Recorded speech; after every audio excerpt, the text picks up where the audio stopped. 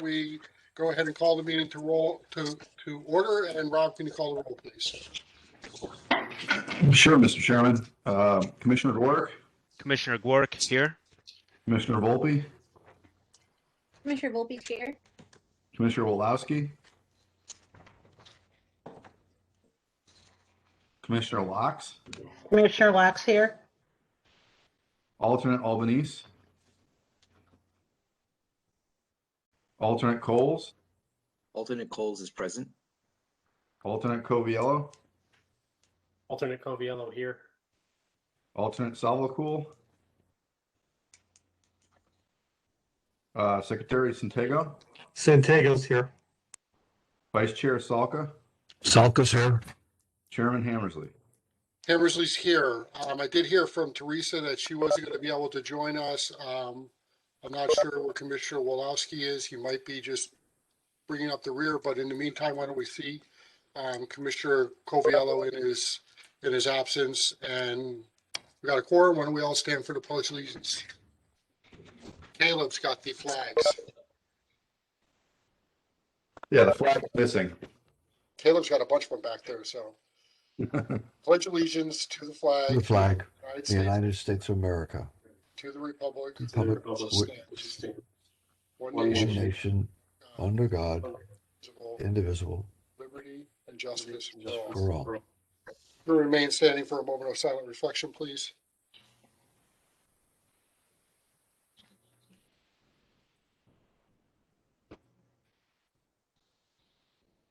All right. Thanks, folks. Moving on to item number 6 on the agenda, looking for a motion to approve the meeting minutes from April 6th, 2021. Commissioner Salka, so moved, Mr. Chairman. Motion from Commissioner Salka. Do we have a second? Second by Commissioner Locks. Commissioner Locks with a second. Any discussion on this? Seeing none, all those in favor, say yes. Yes. Aye. Aye. Any opposed? Motion passes. As I said prior to the meeting, I want to take the agenda a little bit out of order, in deference to the folk that have been on our agenda for a while, and I think their applications are a little bit speedier than the 830G that we're looking at later on. So unless there's an objection from any commission member or from any applicant, I'm gonna skip around a little bit between the public hearing and the business meeting, just to get folks out of here, and then we can focus in on the 830G application. Does anyone have an objection to that? No. Seeing none. Okay, so just bear with me a little bit. We'll start with where we'd start anyway, with item 7A, Bailey Investment Group LLC, special permit application for a garage in excess of 3 spaces, property located at 137 Knolls Avenue in an R12 zone, parcel size 0.52 acres, SPU 647. Do we have the applicant with us tonight? Good evening, Mr. Chairman. This is Seb Bovino, representing the applicant. Go ahead, Seth. Tell us what you got there. If I could share the screen with you. Yep.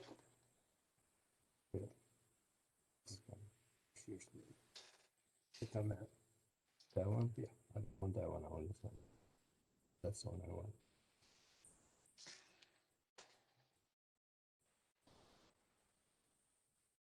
Then I want to widen this. So the square, remember? How come it's in there?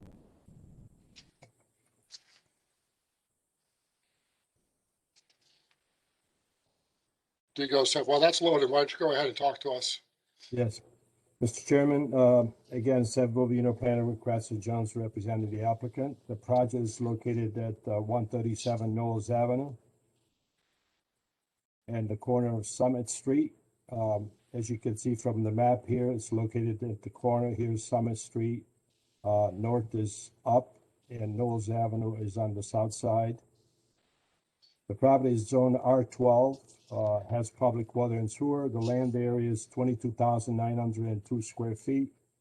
This property was the Grange Hall for years. It is currently being renovated into a 2-family structure with a 1-car garage for each unit. The proposal is to add a 3-bay garage on the northerly side of the property, northeast side of the property, as a standalone structure. One of the bays will be used for maintenance equipment. The other two bays will be used for car parking. The size of the garage is 25 by 36, which equals 900 square feet. The total garage space will be 1,732 square feet, which includes these two garages here next to the existing structure.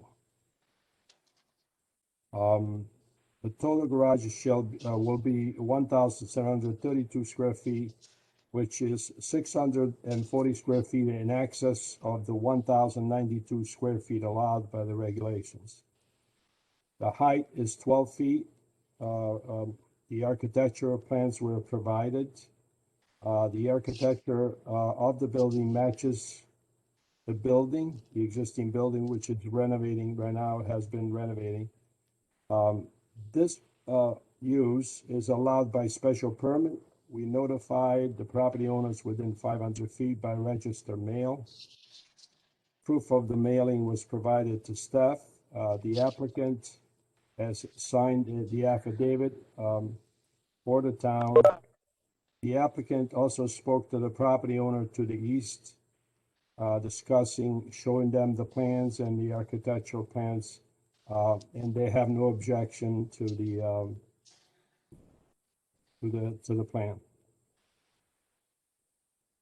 We believe that this proposal is in keeping with the regulation and it is in harmony with the neighborhood. We ask at this time that the commission consider approving the request. If you have any questions, I'd be glad to answer. The applicant is here with us tonight. Also, if you have any questions for him.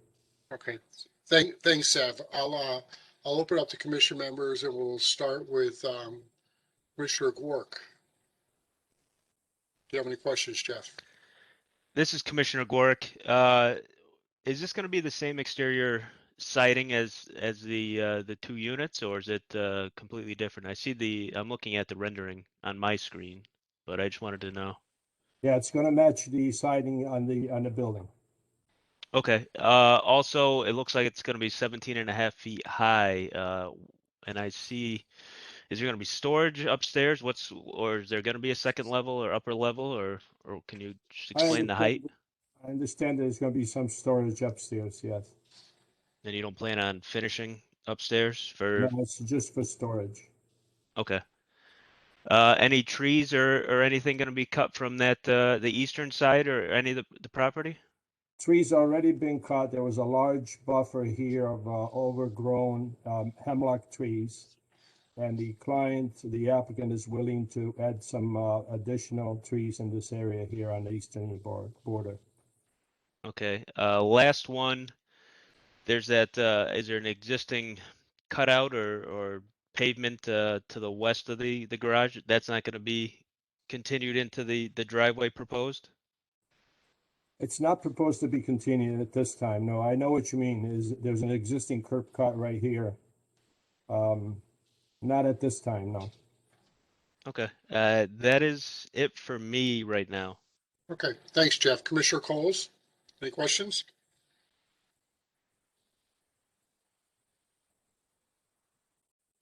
There we go. Thank you.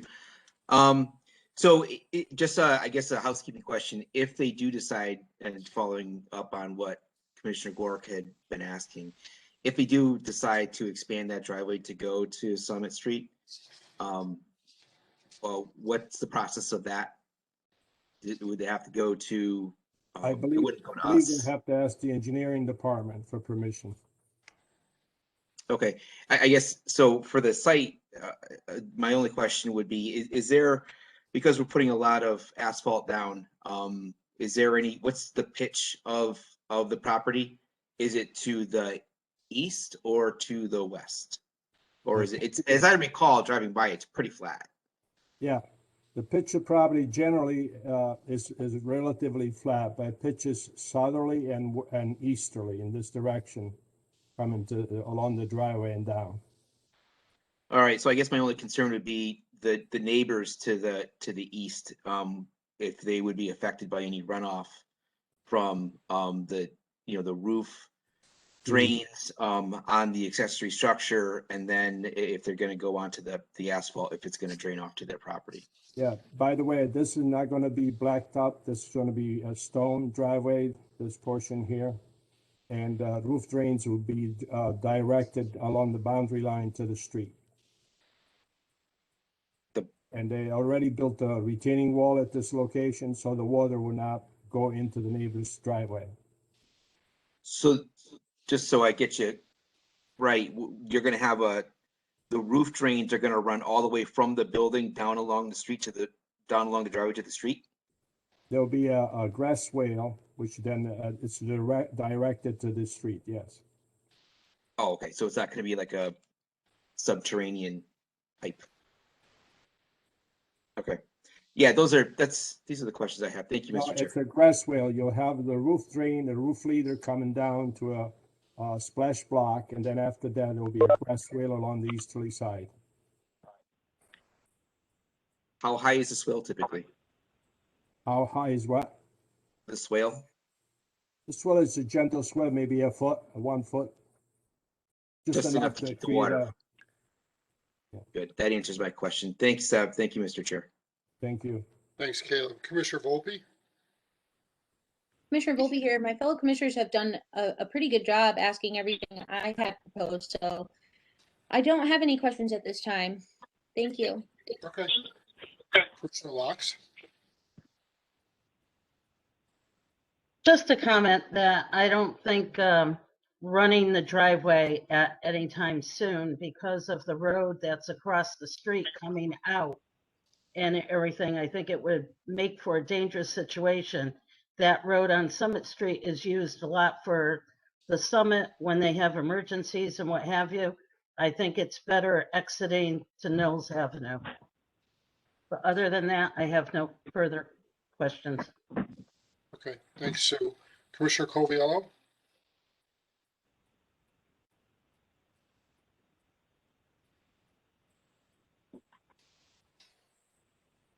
Joe?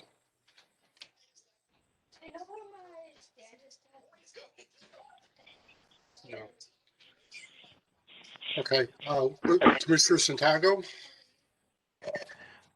Nothing further, but I definitely agree with Sue's point on the Summit Avenue. Her point on that, but other than that, I don't have anything. Okay, I see Joe on my screen. Joe, do you have any questions? Yeah, sorry, I was on mute, Bob. No, That's all right. nothing major. I was just gonna clarify, I think Sev said it, but the garage structures to the main property there, I think are really for, I think he said 4 vehicles. And the accessory to the rear was for maintenance equipment. Just the question is, that's for use on that property, not for any business use? Not for a business use, no, it's just to maintain the property. Okay, thank you. Thanks, Joe. Peter, thank you. Commissioner Selka? I'd like just clarification from Seb on the plantings that'll be on the east side. Where are they gonna start and where would those plantings end? They'll be filling in the areas where there's voids. After they cut some of the hemlocks, they created some voids. There's still a row of hemlocks there along the line. So there'll be some to fill in some of the voids. It probably starts at the garage, the back range of the garage here, and comes southerly down the driveway. So it'll be contiguous all the way up almost to the parallel to the house. Parallel to the existing home to the east. Right. Okay, that's my only question, Mr. Chairman. The others have been asked and answered. Thank you. Okay, thanks, Bob. Any members of the public in favor of this application wish to speak? Just identify yourself and share your thoughts with us, please.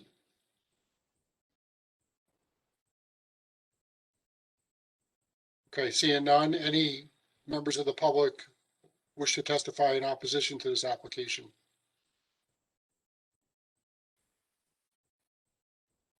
Seeing none, Rob, is there any reason, or Seb, you want to tie it up here, or you have anything else to add to the public hearing portion, Seb, or No, no more. you're good? Yeah. Rob, any reason to keep this public hearing open that you can think of? No. Okay, any objection from any of the commission members to closing the public hearing on this application? Seeing none, we'll close the application. Again, as I said, I'm gonna jump around a little bit. Let's move down to number 8A. This is under the business meeting. This was an application that they had computer problems last time, you might recall. We weren't able to get to them. Robert and Sherry Bowder, site plan application for a 2,520 square foot cold storage. Okay, Robin, we're up next. Hold- Okay, am I on? This is Nope, Jim hold on, Jones. hold on 1 second, okay? Cold storage addition, property located at 611 Old Turnpike Road in an I-1 zone, parcel size 2 acres, SPR number 1815. Mr. Bowder, is that you? This is Jim Jones from Jones Engineering. And I have Rob Bowder on the phone here with me in Okay, case you Jim. need to discuss anything with him. Okay, But, could you just give us an address, please, just so we have it? 962 Savage Street, Southington, Connecticut. Okay, The applicant is proposing an addition to his existing building on Old Turnpike Road, located at 611 Old Turnpike Road. He's run a business out of there for over 30 years. And he's proposing an addition to the rear, 2,520 square feet that he wants to use for cold storage for some of his equipment and materials that he may be using on his on projects. He's going to be adding a new driveway off of the access road to the bulky waste. And that's pretty much the extent of what he's asking for. He's going to have a concrete pad at the entrance. And we've discussed this and taken care of all the comments requested by the town engineering department and the planning and zoning department. Jim, do you have a site plan that you can throw up on the screen? Oh, for us? geez, I don't know if I could do that. I thought Rob had it. We typically ask the applicant to do that. Rob's Oh, things he's gotta focus in on, so I might. Let's see if I know how to do this. you got share button on the bottom. If you hit that, it's gonna give you an option to share your screen. Yeah.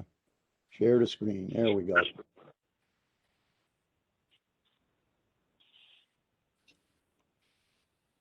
While you're doing that, Jim, do you have anything else to add, or can I open it up for questions from the commission? It's coming up. Can I open it up for questions for the commission members? You good? We see it. Can everybody see that? Yep. Jim, do you have anything else to add, or you all set? No, the addition you can see is to the back, it's cross-hatched. And then the additional pavement he's gonna be adding in lieu of what's there already is shaded to the bottom of the drawing, which is adjacent again to the access to bulky waste. That's how he's gonna access this proposed addition. He's been using that as access all along to the yard in the back. And that's the proposal. If you have any questions, I could answer them. Jim, is that a CAD drawing that I'm looking at right there? Probably. Yes. It looks like it with the black. We don't usually see that, but can I just ask one question before? Go ahead, sorry. I was just, that was convenient to put up. It was running Yeah, already. no, I like it, but just a quick question from me is just, I don't know if you said it, the square footage of the proposed addition is how big? Yes, I did. It's 2,520 square feet. Right, okay, The building is 42 feet by 60 feet. okay. Why don't we start with Commissioner Locke? Any questions, Sue? Not really. There's quite a lot of room. I think it's a very safe exit out of here. And I don't really have too much to say at the moment. Okay. Thank you. Thanks, Sue. Commissioner Gwark? This is Commissioner Gwark. Question would be, could you just go over how this would affect the basically stormwater runoff, adding another, portion of the building, and then where the stormwater basically goes? Well, there's a retention pond to the rear that the owner actually put in himself because the property previously was flooding one of his neighbors, and most of that water, he tells me, was coming from the town's property across to it. But since then, the town's improved the access road into the bulky waste, and most of that water no longer affects the properties. So, I mean, the idea is just to let it run to that retention pond to the rear. You see it located there? It's shown on the property up in this area here. Yes, okay, yeah, I see it now. All right, yeah, that's it for me, Chairman. Thanks. Okay, thanks, Jeff. Commissioner Volpe? Commissioner Volpe here. No, I do think that it is something that it fits with the parcel, like Commissioner. I don't have any further questions at this time, but I may after hearing my fellow commissioners. My only concern as well was the stormwater runoff, but I think that's been answered for us. So I'm all set at this time. Thank you. Okay, thanks, Christina. Commissioner Coviello? Yeah, nothing really to add, Bob. Thank you. Okay, thanks, Joe. Who do we still have? Commissioner Santago. Thank you. What is the proposed anti-tracking pad? What does that mean? That's to keep the mud from vehicles going in and out during construction at a minimum, so that it doesn't end up out of the Old Turnpike Road. So what's that made out of? It's just crushed stone. There should be Just crushed stone. hold on, there should be a detail in there. Let's see if I can. Yeah, if you look down in the bottom left hand, it says construction entrance detail. Gotcha. Okay. Okay. Thank you. Got it. That was the only question I had. Everything else has been answered. Thank you. Will those stones be purple or? No. Commissioner Salka.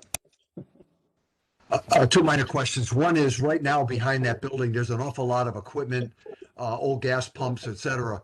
What happens to those, that equipment once this building goes up? What I've been told by the owner, he was on the phone here with me. You there, Rob? Yep. Yep. What I've been told is that he has an unusual amount there right now because that he doesn't have that many jobs.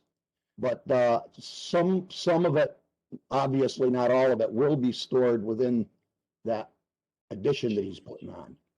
But his intent was to keep using it as he has for the last 30 years.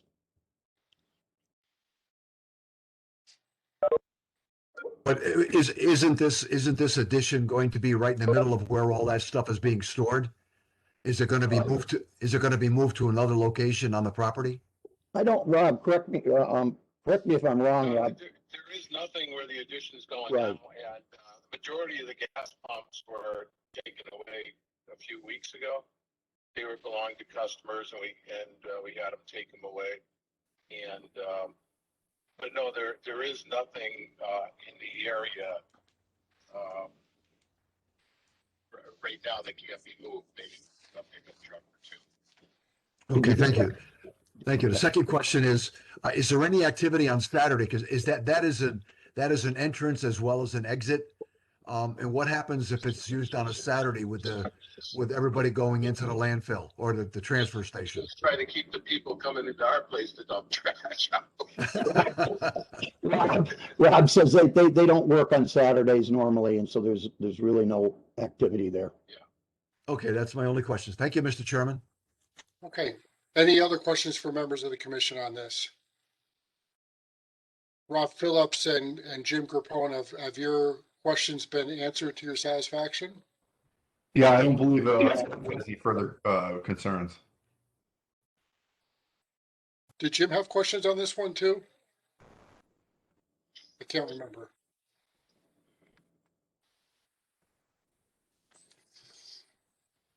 I'll let Jim answer. Yeah. Yeah, I spoke to Jim Jones today concerning underground storage for the addition roof area, which he's going to show on revised plans. Okay, so you're satisfied, Jim? Yeah, and I'm glad it was clarified concerning the bulky waste driveway connection and no impact on a Saturday, that was mentioned, because that's a pretty active area. It does get busy sometimes. Yeah, and Rob, correct me if I'm wrong, but I also understand that most of the activity's in and out the other driveway, I believe. Anyway, so. Yeah, we're very rare. I'm in the office on Saturdays. There's nobody ever works for, generate any traffic. And you have parking on the other side of the building, correct? On the north side of the building Correct. for employees, so, okay. Any other, There's only 3 employees, so there's not a lot of activity there anyhow. well, hopefully you can grow that business, Rob. I think he's trying to retire. I didn't sell them out. Next generation. Any other questions for members of the commission on this? Jim, you have anything else to add before I ask for a motion on it? For Rob? No, Mr. Chairman, I'm set. I'm good too. We're all set? Okay, looking for a motion on this application? Commissioner Selka, motion to approve, Mr. Chairman? We have a motion to approve Commissioner Salka. Is there a second?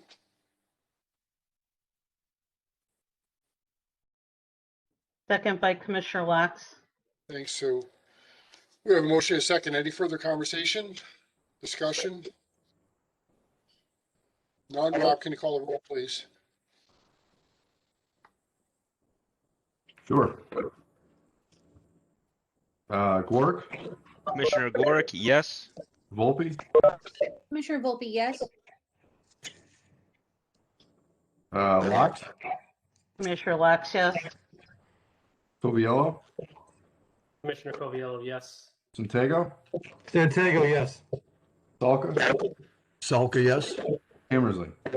Hammersley's the yes. Motion passes 7-0. Good luck, guys. Thanks for everything you do. Moving on to item 8B, Bailey Electric Group LLC, special permit application for garage in excess of 3 spaces, property located at 137 Knolls Avenue in an R12 zone, parcel size 0.52 acres, SP 647. We just closed the public hearing on this one. I don't know if anyone else had any questions or anything that they wanted to talk to the applicant about. Seeing none, can we get a motion on this application? Motion to approve by Commissioner Locks. Motion by Commissioner Locks. Do I have a second? Mr. Chairman, question Second.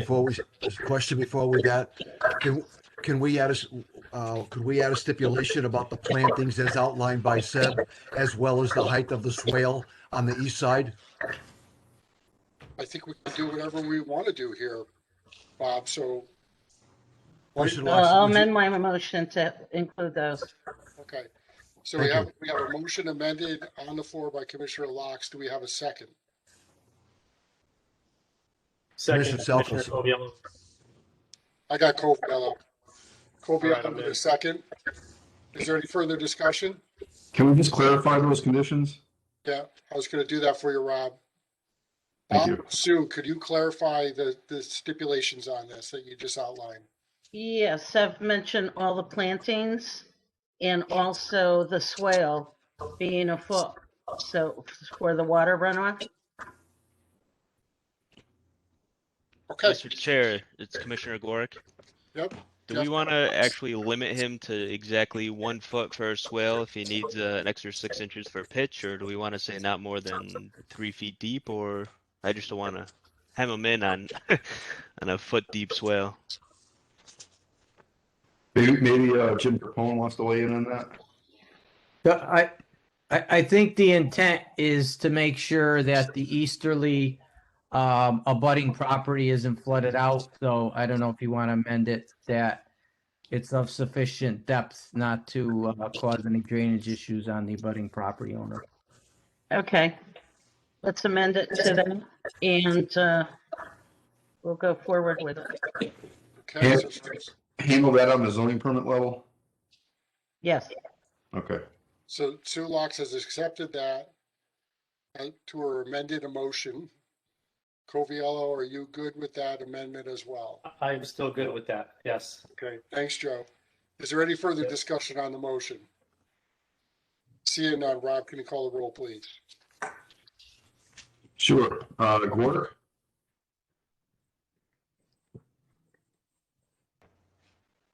Work? Oh, Commissioner Gork, yes. Volpe? Commissioner Volpe, yes. Locks? Commissioner Locke, yes. Coviello? Commissioner Coviello, yes. Santiago? Santiago, yes. Salka? Salka, yes. Hammersley? Hammersley's yes, motion passes 7-0. Indulge me for one more thing. I want to take up item 8H, which is a release of the 4,000 erosion and sedimentation bond, Lovely Development, 225, 227, 229, and 233 Meriden Avenue, zoning permit 16458, 16806, 16457, and 16730. Jim Grappone, all set on this. I saw that there was a letter that looked like we were good, but are you good? Yes, Mr. Chairman, the project for the 4 homes are complete.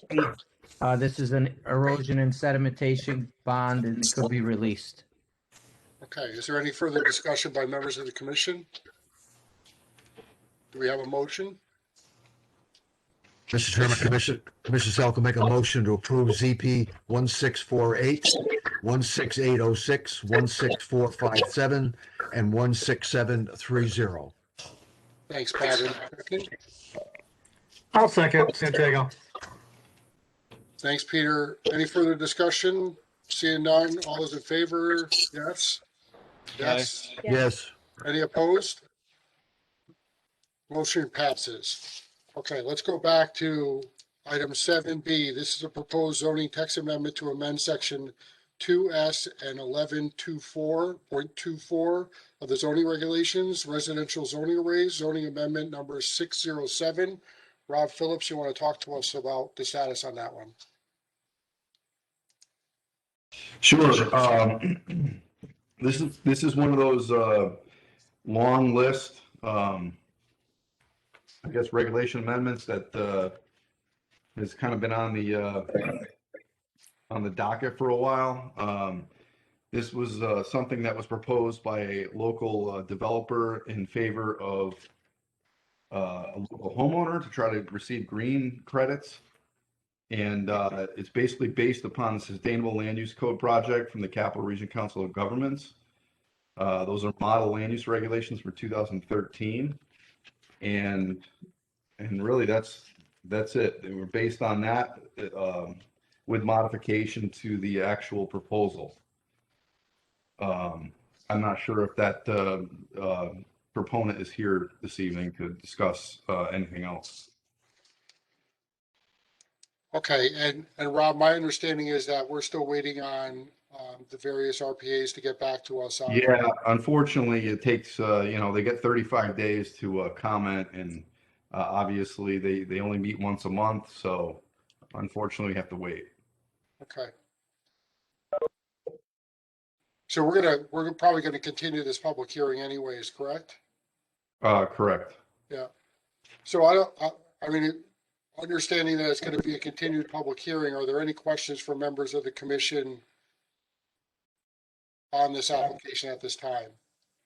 We'll be back here on May 4th.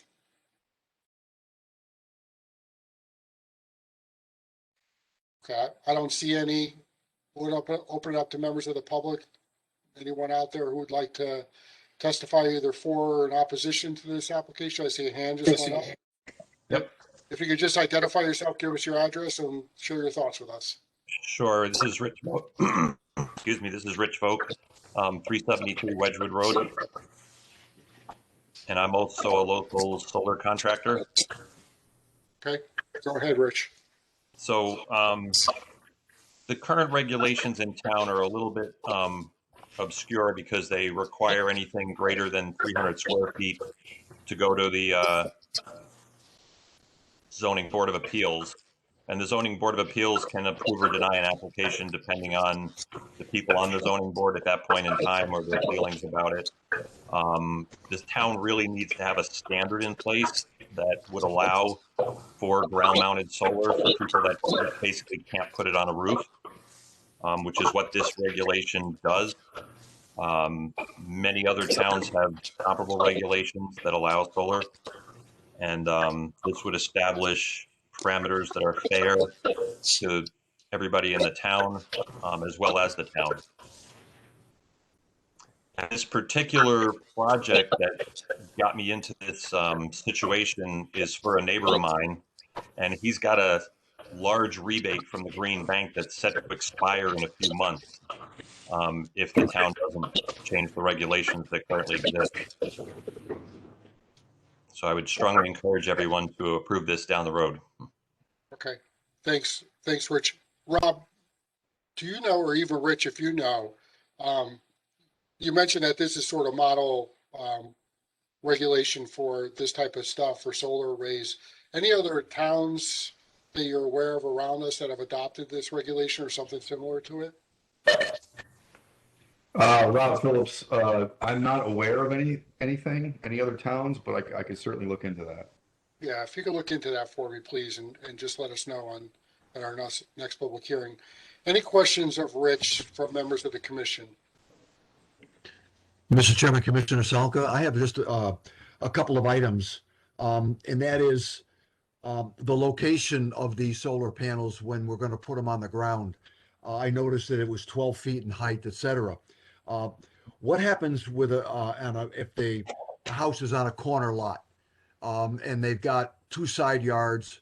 Are we going to allow them in the side yard, or because of a corner house? I guess that's a concern because I know it'll definitely come up. It comes up a number of times at the ZBA with corner lots, putting pools in, et cetera, et cetera. And I'm just wondering if we're not going to encounter the same thing with a large solar array sitting on the ground 12 feet high on a corner lot, for example. That would not be their backyard. And I just wonder if that shouldn't be addressed in the regulation. The regulations do call out for screening from neighboring yards. So that would apply in this particular case. When you, Rich, when you say screening, since we don't have a solar, you mean our vague policy that we currently have, or this one here? The proposed one. It's actually in the residential solar array section, line item number 7. Solar arrays may be required to be screened from adjacent property through vegetation, fencing, or a combination of both. Okay, so that would include a side yard if they were a corner lot then?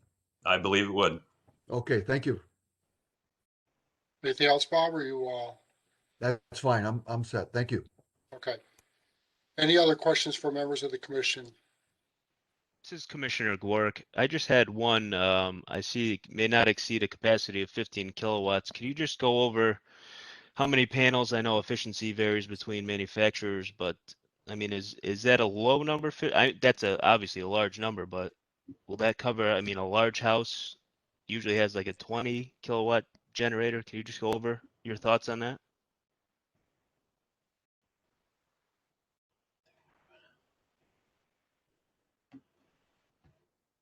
So 15 kilowatts is a rough size for for houses in the neighborhood that I live in, which is Wild Oak Estates.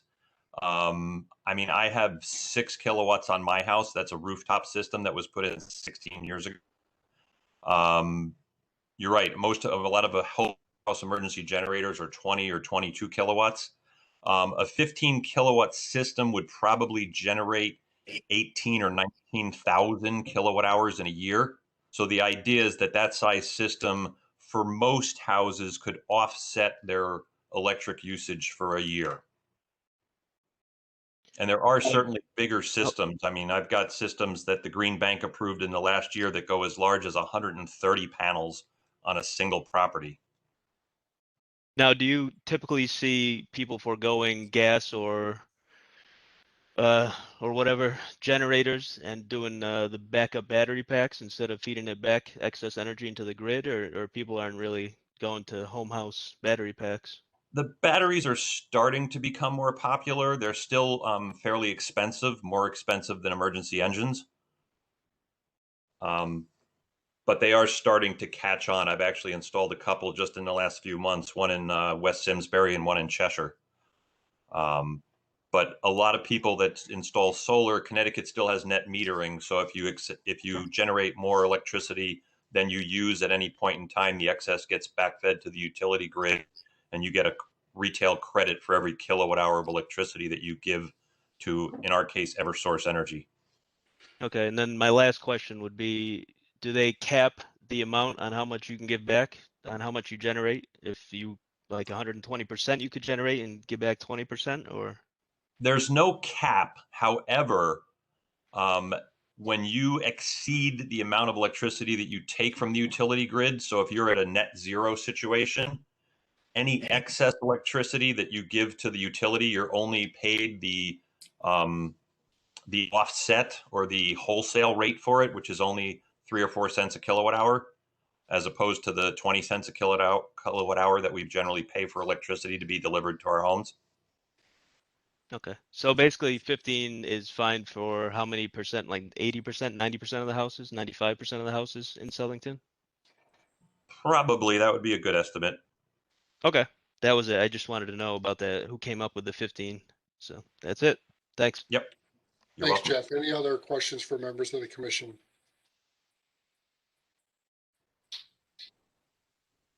Thanks, Rich, for your testimony. Any other members of the public who'd like to testify on this application?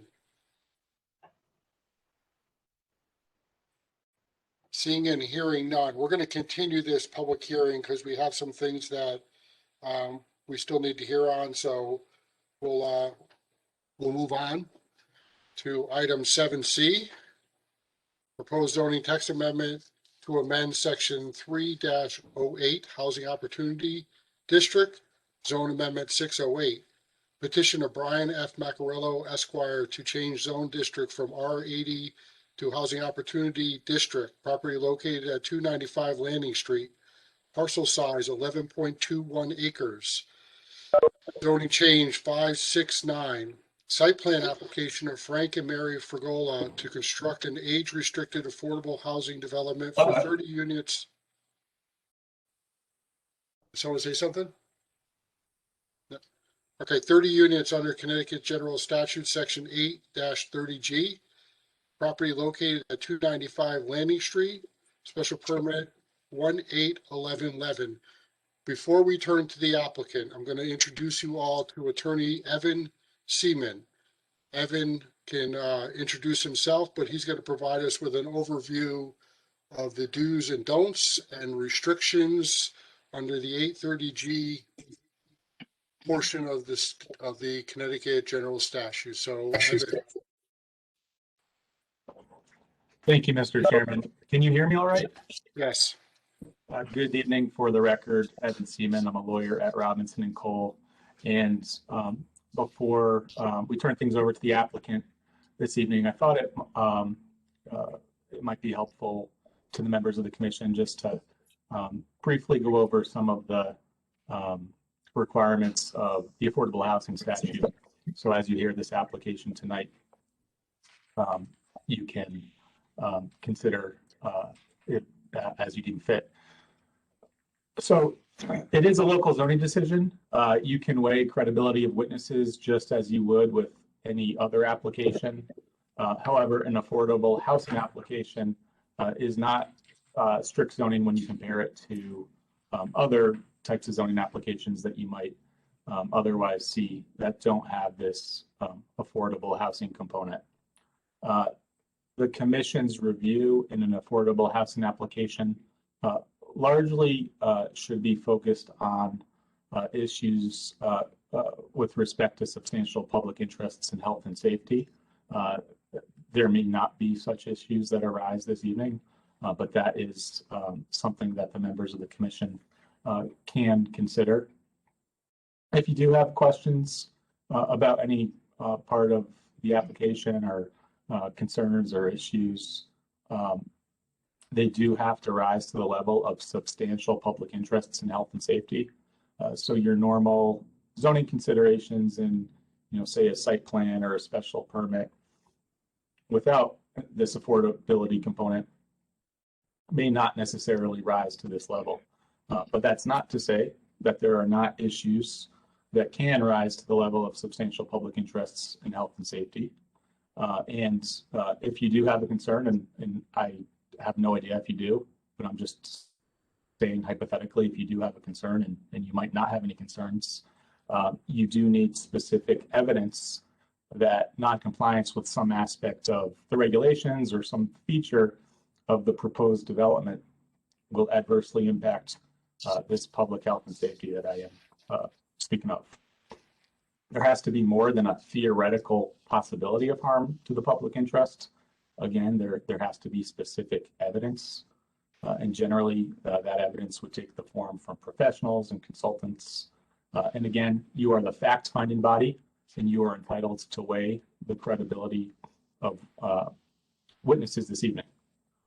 If you do believe that there is something that rises to the level of that could affect or be a substantial interest in public health and safety, you then have to consider whether there's some way to modify components of this application or these applications that could alleviate your concerns, whether the public interests that you may have clearly outweigh the need for affordable housing, and finally, whether your action is necessary to protect substantial public interests in health and safety. So I thought that overview might be helpful as we get into kind of the substance of the application this evening. Okay, thanks, Evan. And I beg your pardon, but I actually should have deferred to our town attorney, Jeremy Taylor, who's here. And Jeremy, do you want to talk about what role Attorney Seaman's going to play in this application specifically, and talk about the process there? Thank you, Mr. Chairman. Basically, it was asked by the commission to have outside counsel because this is a special circumstance that the Planning and Zoning Commission doesn't hear all the time. So Mr. Seaman and Attorney Smith, who is his colleague, will be taking the lead on this throughout the proceedings. I will just be here for cursory questions or any kind of other questions that may the commission may have. So basically, I'm going to leave this into Attorney Seaman and Attorney Smith's hands, and I would suggest you direct all questions to them pertaining to the 830G application. Okay, thank you, Jeremy. I appreciate your participation. Brian Macarello. Thank you. Good evening, everybody. Floor's yours, sir. Thank you. Just give us your name, address, please, just so we get it on the record. Absolutely. Brian Macarello, representing the applicants, Frank and Mary Fergola. My office in Southington is 200 Executive Boulevard, which is off of West Street, behind the Longhorn Steakhouse, which is over my shoulder. Mr. Chairman, thank you for placing these three matters on the agenda for tonight. I also want to thank Mr. Phillips and his staff for their assistance in processing these matters as well. As I mentioned, I represent the petitioners and the applicants, and I say that both because of the nature of the matters. The three matters that are on tonight, again, are the first matter I think we're taking up in order is the text amendment to the current HOD, the Housing Opportunity District Zone, which it exists right now. That, and I'm just going to characterize it as Southington's affordable housing zone. The second matter is the petition for a zone change. The current property, 295 Landing Street, is in an R80 zone for purposes of my presentation tonight. And the second item, if we get to that point in the meeting, is for my client's request to have this property placed in the HOD zone as amended by the text that we're proposing tonight. And the third matter, which is really the issue, I think that Attorney Seaman, by the way, nice to meet you, and Attorney Smith, who's not here tonight, were engaged as counsel, is for a site plan. This is for the age restricted. It's a 55 and older housing community consisting of 30 single family residents. They are made up of 15 duplexes, and I see that Sev placed the map on the screen. I'll talk about the details of those units in a second. The property that we're looking to have placed again is 295 Landing Street.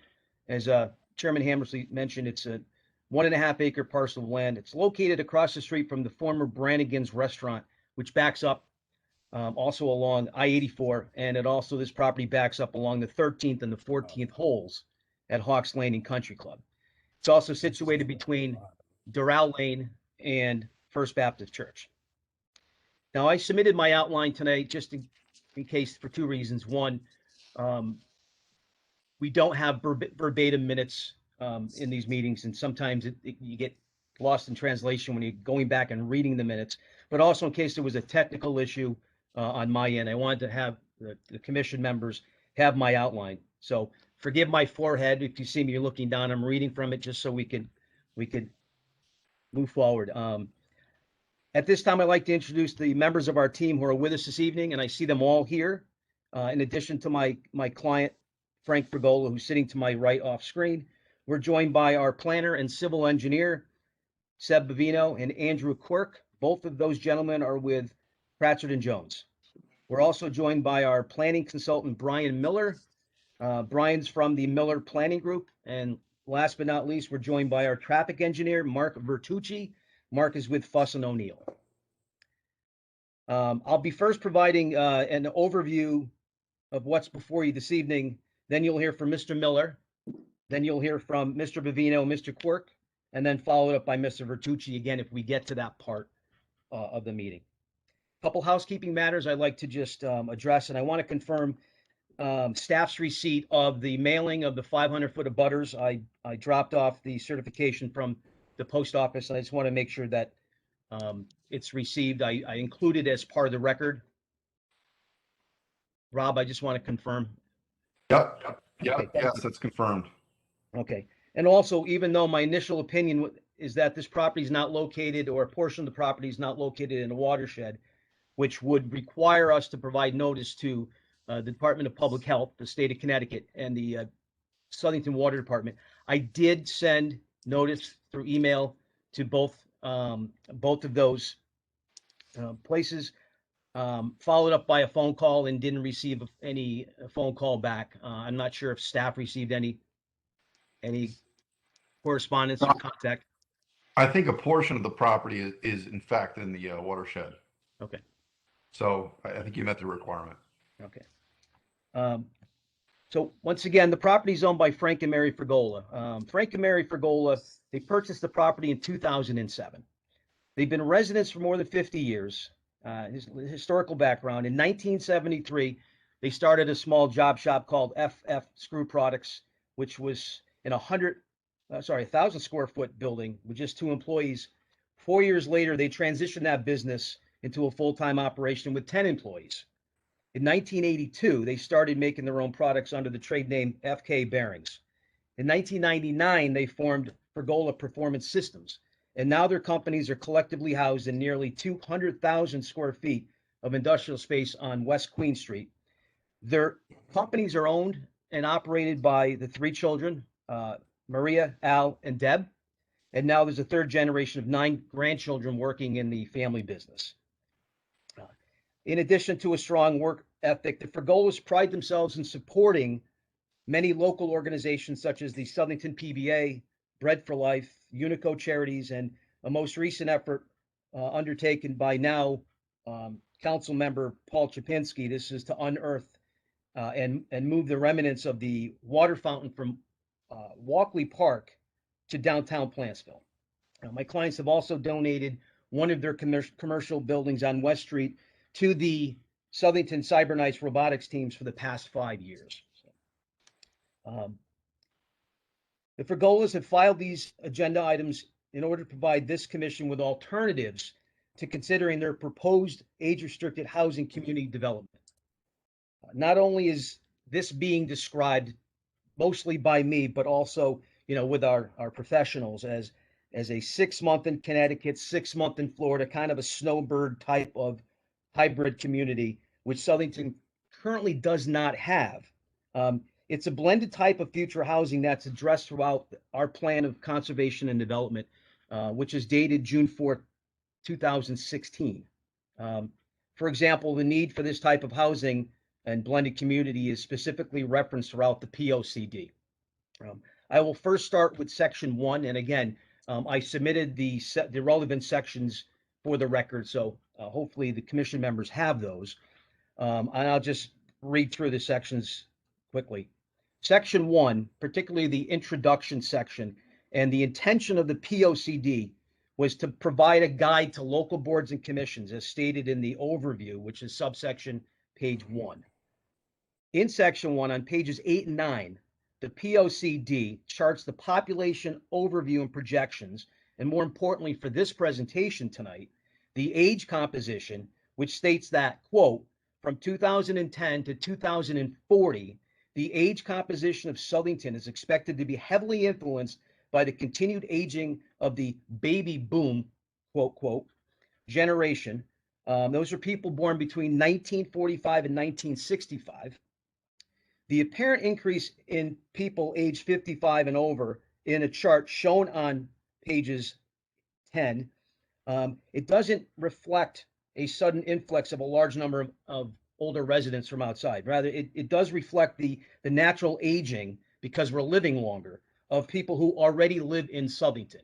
At the risk of trying to do a service to describing, this would be a transition housing, which, you know, if we own a home and we're in that baby boomer category, we want to downsize. This is a perfect place to go. And that frees up the housing inventory for the younger citizens or members that either are in Southington or want to move into Southington. So it goes, it continues on, and it states that the overall presumption of past trends continue. The number of older residents is expected to grow significantly and rapidly, and this is an important factor in the future of Southington. A changing age composition can result in a changing demand for municipal and housing types. So remember, the POCD was adopted by this commission June 4th, 2016, nearly 5 years ago. And the projections made then are now coming true today. Going back to the POCD, also in section 1, it's important to understand, again, for this purpose, for this presentation, the makeup of Southington's housing stock. In the housing overview section on page 12, it states that 5.7% of Southington's housing units, which represent 997 units, are counted as affordable housing. This was back in 2016. It goes on to state that since there's less than 10% of housing units meeting affordable housing, this is the state affordable housing 8-30. Southington is subject to the Affordable Housing Procedure Act, where development of affordable housing may not need to comply with the local zoning regulations and requirements. I've offered and I've submitted the full text of Connecticut General Statute Section 8-30G, which is the state's version, which is the state's affordable housing. And I mentioned the state because the text amendment that we're proposing is going to afford the town's version, the HOD, to be amended, since the original and the existing one right now talks about tracts of land which are 30 acres or larger. There aren't many of those tracts of land left. And some of those tracts of land are being either purchased for open space or by development rights, or they're in commercial locations. So it's important for our regulations to evolve based on how the property is now versus what it was back then in 2016, and more importantly, what it's going to be in maybe 2026. So continuing through the POCD, Section 3, the planning issues, and particularly the key issues in subsection on page 20. There was a survey as part of this process on the POCD where residents were asked questions, how residents would like to address future growth or change in Southington. And the following answers were increased housing diversity, quote, paren, seniors and affordable housing, etc., close quote, close paren. I point this out to further support the other agenda items which are going to follow. In section 6, the overview section of preserved community assets in the POCD calls for also the preservation of community assets. So for purposes of this presentation, I'm identifying 3 of Southington's community assets near this particular property. One is Hawks Landing Country Club. Most of us are aware, if not all of us, that the town acquired the development rights a few years back. The other 2 community assets are the adjacent open spaces properties called the Griffin Parcel. That's about 47 acres. And then the Novix Orchard Parcel, which is just shy of 80 acres. My client's site plan, and not that I'm skipping ahead, I'm trying to incorporate what you're going to hear with what the POC is looking for. It incorporates access to Hawks Landing Country Club so that the residents in my client's proposed 55 and older housing community can have direct access, off-street access via golf carts to play golf, make a purchase at the pro shop, or even enjoy a dinner. We and my clients have been working very closely with the folks at Hawks Landing on a plan that would essentially be a membership on a seasonal basis. So in addition to an HOA fee, any of these residents would also pay a separate fee. We call it a use it or lose it. There's no dollar numbers, but for instance, if it was $400 a month, just extra, you would be able to use that $400 towards golf, towards a restaurant, or towards purchasing anything in the pro shop. The carts would be provided within that number. They'd be leased leased to the HOA, and the clients would have direct access. And it makes sense not only in a SENS, but it's also CENTS, because what we're doing is we're providing additional support, financial support for Hawks Landing. And it's not for the folks at Hawks Landing, it's to keep the property operating, because the town did purchase those development rights. Now, what my clients are proposing is exactly what Southington does not have right now. Southington does not have a residential golf community. I don't think any other neighboring town has a residential golf community. Plus the open spaces that I just mentioned, also the residents of this community would benefit by being able to enjoy a walkthrough. There would be access points. There actually is right now off of Doral. There's also access points from the golf course. So it would make sense. The other section of the POCD, which addresses the needs for affordable housing for our aging population, is in section 11. It's a guide to residential development also in the address future housing needs subsection, and that's on page 78. The need for more housing for aging population and housing that is more affordable are addressed specifically in the POCD. Again, the POCD mentions that the population projections indicate that Southington, like many other communities, will experience a marked rise in a number of older residents. We're just living longer with medicine and good health and hygiene and vitamins and all that good stuff. Southington's housing diversity should continue to encourage in order to help address the housing needs of the aging population and to offer more choices for moderate income people. The POCD continues to describe the alternate housing types, such as age-restricted housing developments and income-limited elderly housing developments. Those words are not mine. Those are right in the POCD on page 79. And this commission, and it's for this commission to consider ways to address the housing needs for aging population, and that's kind of a directive, or maybe not a mission, but a directive to this commission on page 80. There's one last section in the POCD which specifically refers to 55 and older. That's in section 12. It's the address community facility needs.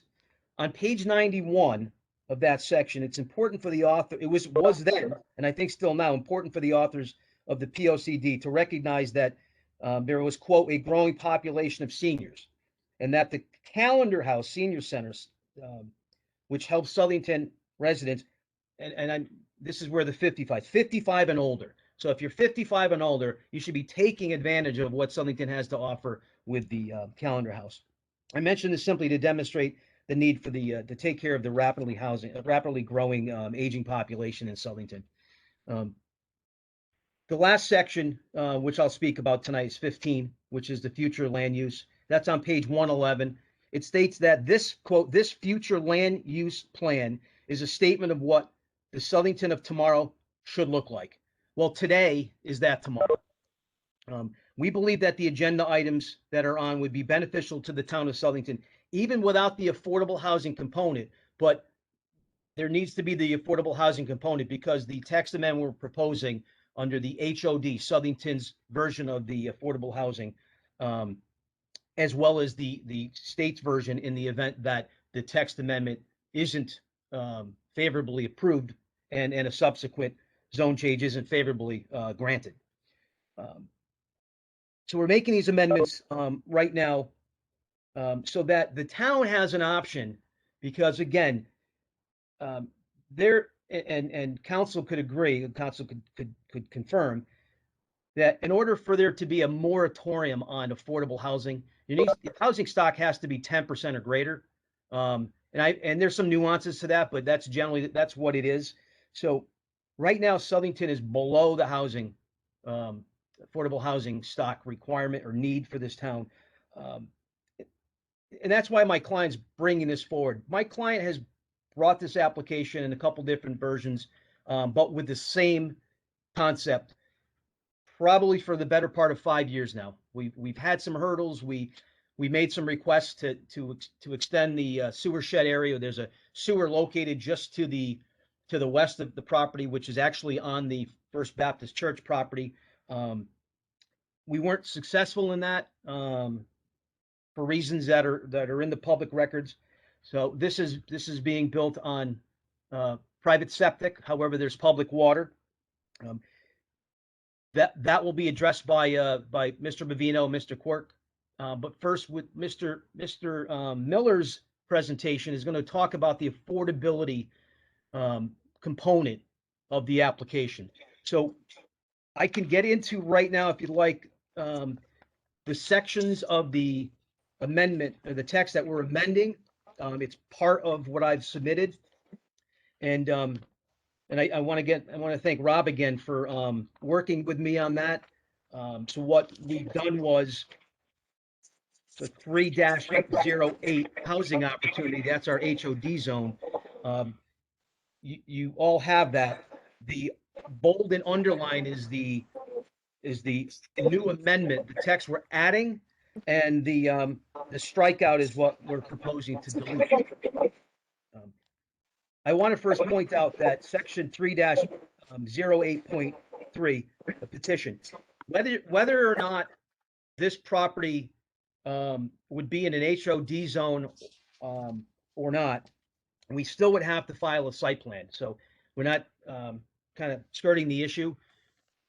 The site plan is there because that's what we're going to proceed. We're either going to proceed with under the hopefully the amended HOD zone or under 8-30. I can answer any questions about the text. I mean, it's there. There's not a lot of provisions we've changed. As I mentioned earlier, the significant section is 3-08.4, the area of the HOD, which the original existing regulation is for 30 acres or more. My client's property is just a little shy of 12 acres. So we're proposing 10 acres or more, but we're also proposing that it be within a 1,500 feet of a major transportation corridor. We have I-84, which this property butts up to, and also that it's served by public water and public sewer or private septic. The addition is where it's 4 units per acre. I'll have Seb describe the makeup of what's on the map. There are 15 duplexes, so there's 30 units. So we fit within the proposed text amendment. And what you won't see on here, but you'll hear is 18 of the 30 units are going to be 2-bedroom, and 12 of the 30 units will be 1-bedroom. So we have a great mix. You'll hear from Brian Miller now regarding give you a background. Brian Miller was before this commission, I believe, on Liberty Street, so I think you may be familiar with his work. I think that at this point, it's best to turn it over to him unless there's any questions right now from me regarding the text amendment. So Brian, what we typically do is that we let the applicant give their presentation, and then we'll circle back to the commission members and ask them to ask questions. So the floor remains yours, and you can have Brian or whoever you want to continue your presentation.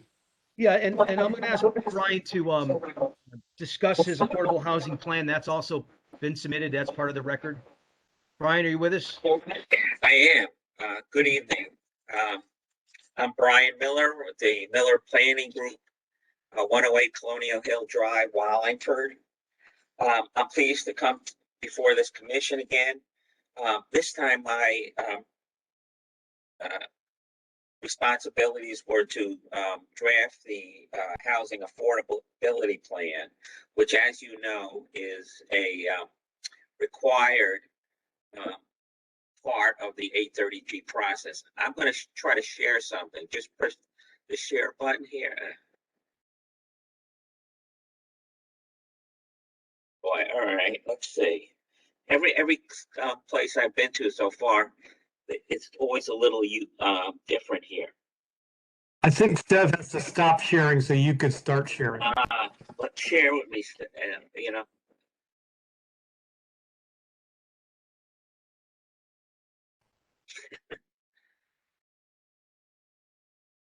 Okay, let's see what we got here.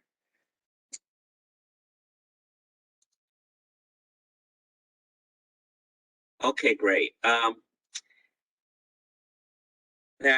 I just gonna talk about just some excerpts from it. The plan was done in accordance with the requirements of 830G, and it contains certain elements I'm gonna go over quickly.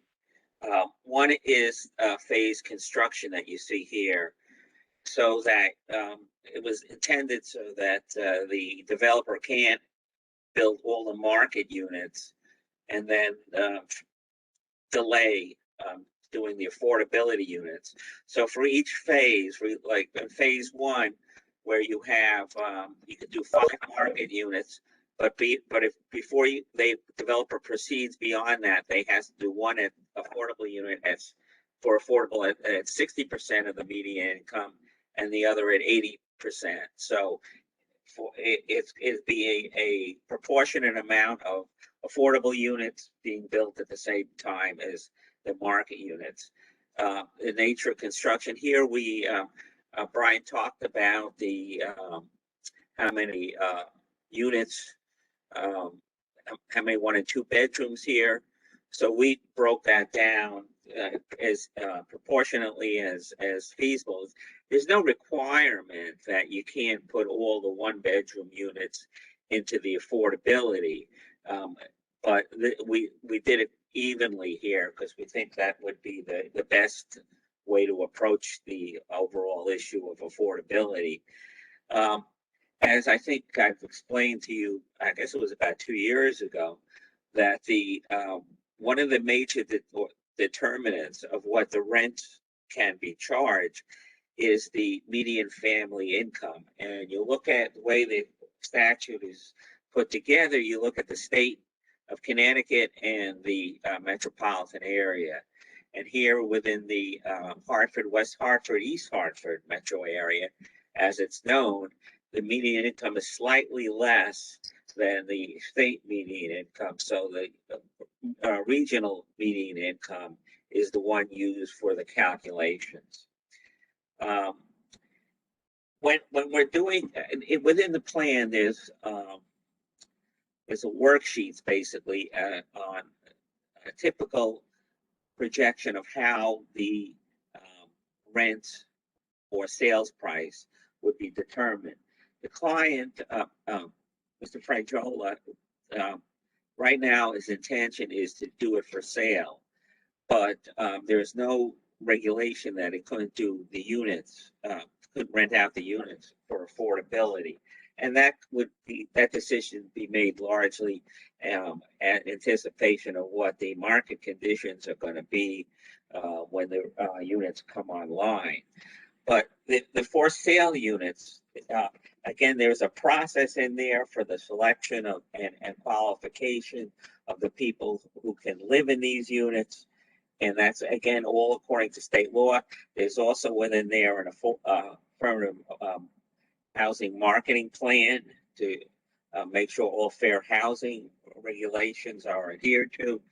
But when it's determined, according to these charts that I have in the plan, and I'm happy to answer any questions about them, but they're variable. They would vary from year to year and even from month to month for units for sale.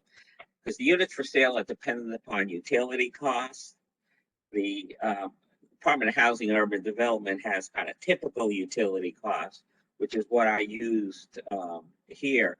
But if they're extra efficient as to heating, it might be lower. Yeah, it's been going on. Probably continue to go on for quite some time. I'm hearing somebody. Is there a question? Keep going, Brian, sorry. Okay. Utility costs, again, they're dependent in different areas and different communities. What are the utility costs that might be covered by the HOA or the landlord? What is being covered by the tenant or the purchaser? What the tax rates are, because that relates directly to the monthly cost for units for sale. Mortgage interest rates are really the wild card. Right now, I use, just for the purpose of demonstration, what the CHA mortgage was on the date that I used. It was 3.0%. It goes up, it goes down. There's no way we can anticipate how that will factor in, but it is something that must be factored in when you're determining what the sales price of these units would be.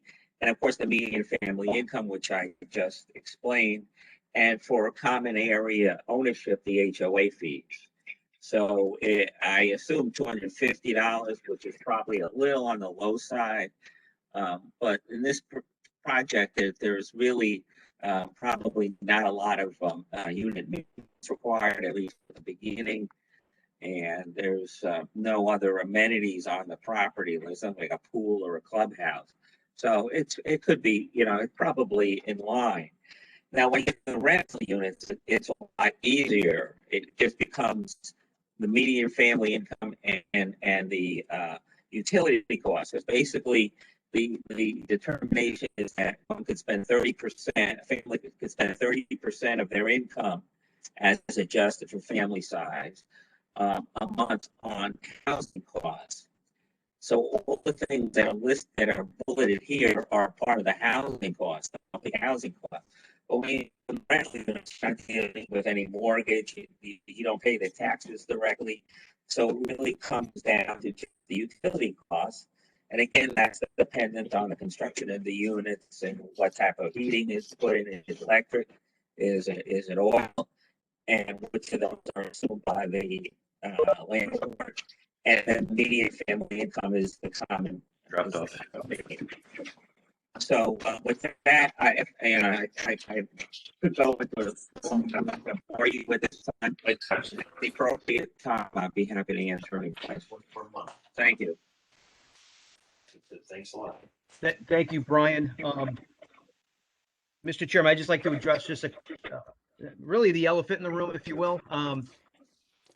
There's a stigma always attached when you talk about affordable housing.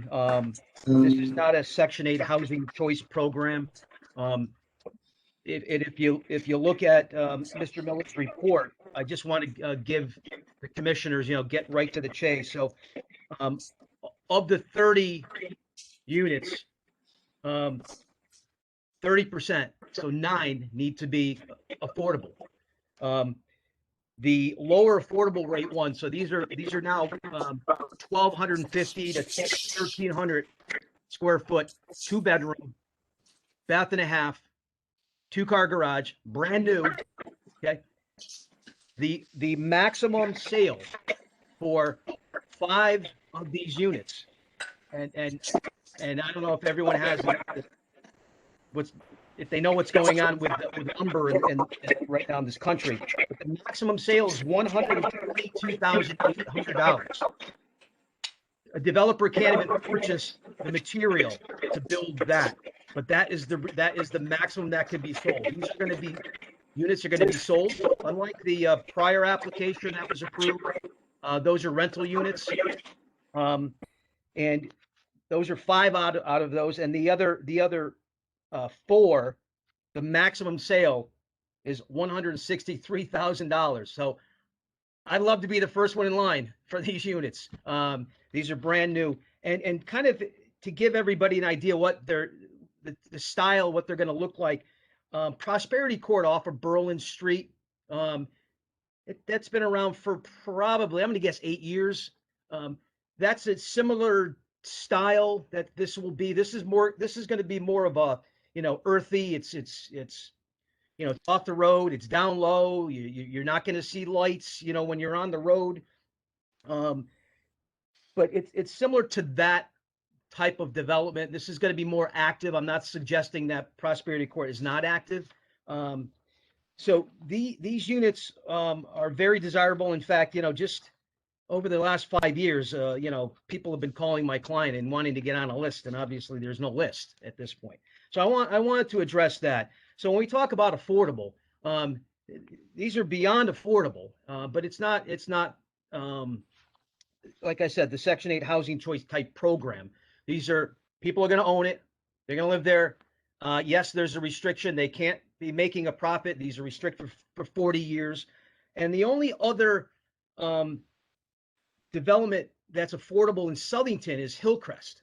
Hillcrest, God, I think maybe Mr. Salka. I'm not sure who other commission members were on the boards back then. There's about 98 homes there. Only 10% of those, it was through litigation. 10% were affordable. And I think at the 80%, not at the 60%. And those units are flying. They're I don't think many more are on the market. I haven't done research on that lately, but I just want to emphasize, there's a 30% of this development is not market price. It's actually below what the materials and the labor would cost to construct. So I just wanted to address that. So next up in the lineup would be Seb Bavino and or Andy Quirk regarding what you see now on the screen, which is the site plan. Seb, are you with us? Mr. Chairman, this is Evan Seaman. May I just interject for one moment, please? Yeah, before you do, Attorney Seaman, let me just make a note to people who are on the virtual meeting here. If you're not speaking, please mute your microphone so we don't hear the background noise.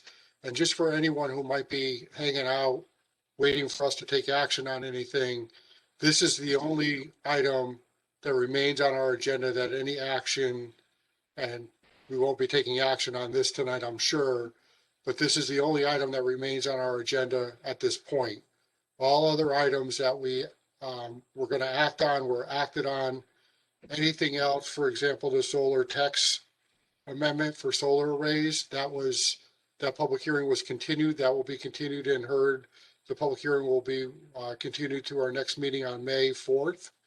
So I just want people to know the only thing that we're dealing with right now is item 7C on our agenda, and that will be the bulk of everything that we hear in tonight's meeting. Attorney Seaman, go ahead. Thank you. This is kind of just a housekeeping item, and I know that this initially started as the text amendment portion of the application, and it's now getting into the other features. And I understand that it's kind of hard not to talk about one without the other, the rezone, the text amendment, and the site plan. But for purposes of this proceeding right now, is that they want to ask the applicant and the commission, are we conducting a single, consolidated public hearing on these items right now, which, may make sense given, the overlap among them. And we just heard about the affordability plan and now getting into the site plan. So, for streamlining the process, it might be helpful to do that, but the applicant might have some thoughts on that, and members of the commission might as well. So I just wanted to raise that kind of housekeeping item. Attorney Stephen, my recollection, and Rob, correct me if I'm incorrect, but my recollection is that that's the way that when we had the Liberty Street application, the 830G application about 1.5 years ago, that we did hear all three parts of that under one public hearing agenda item, which is what we have right now. I do think that for purposes of questions and comments from commission members, at least, that they should start thinking about what their questions or comments are relative to the three pieces of the application. So in other words, if you have a question on the zone text amendment proposal, we're going to open it up for questions on that. From there, we'll move to the second part of the application. From there, we'll move to the third part of the application, just to try to keep things in order a little bit. But I think you're right. It does sort of bleed into each other. And I think that's the reason why we mash all three parts of this application into one public hearing item, if you will. Yeah, Rob Phillips. Yeah, that was my recommendation to the applicant. They're all part and parcel. And Rob, I think we did that with the Liberty Street application. Is that correct? That's correct. Okay. And I thank you, Attorney Seaman, for the comment. You're right.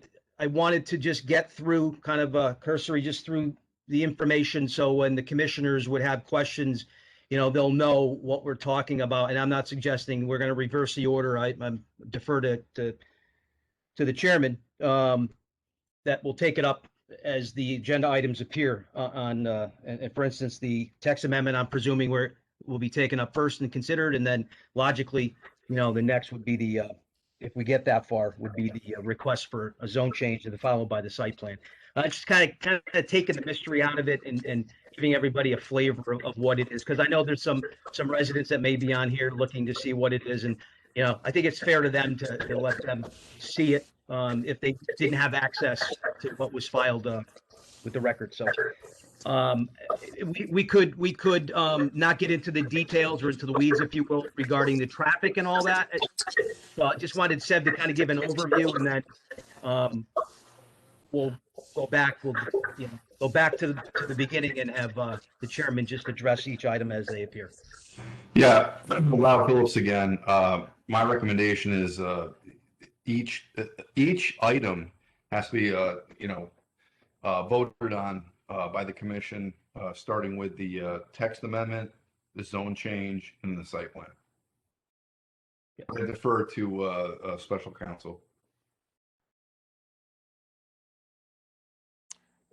That makes sense. I agree. Okay. Thanks, Brian, for allowing us to clarify that, and thanks to Attorney Seaman. Appreciate your input.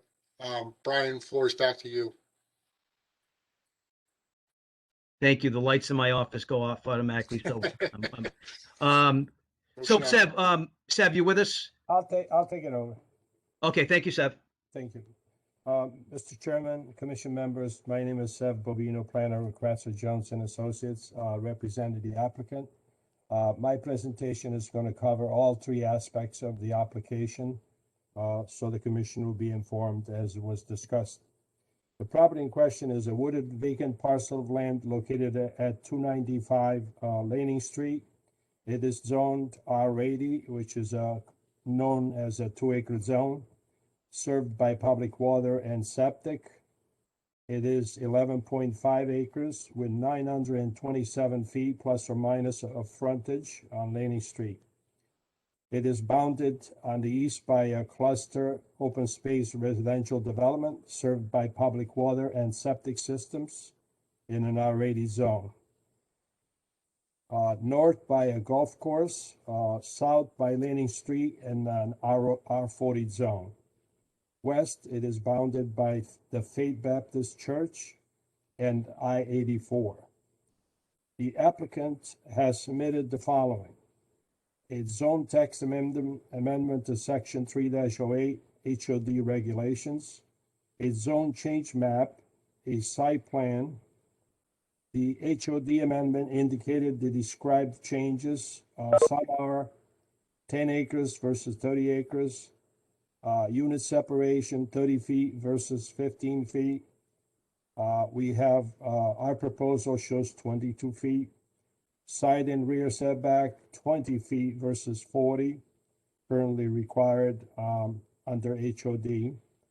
Parking requirements, 1.5 parking per unit versus 2.5 parking per unit. And septic versus public sewers. The zone change map showed property owners within 500 feet. The owners were notified. Proof of those notifications were provided to staff, as the attorney indicated.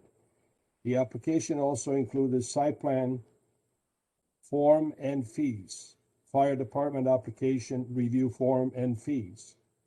The sewer, there were 7 sets of maps submitted, complete sets for the site design, which include a grading plan, landscape plan, drainage, septic system design, lighting, and circulation.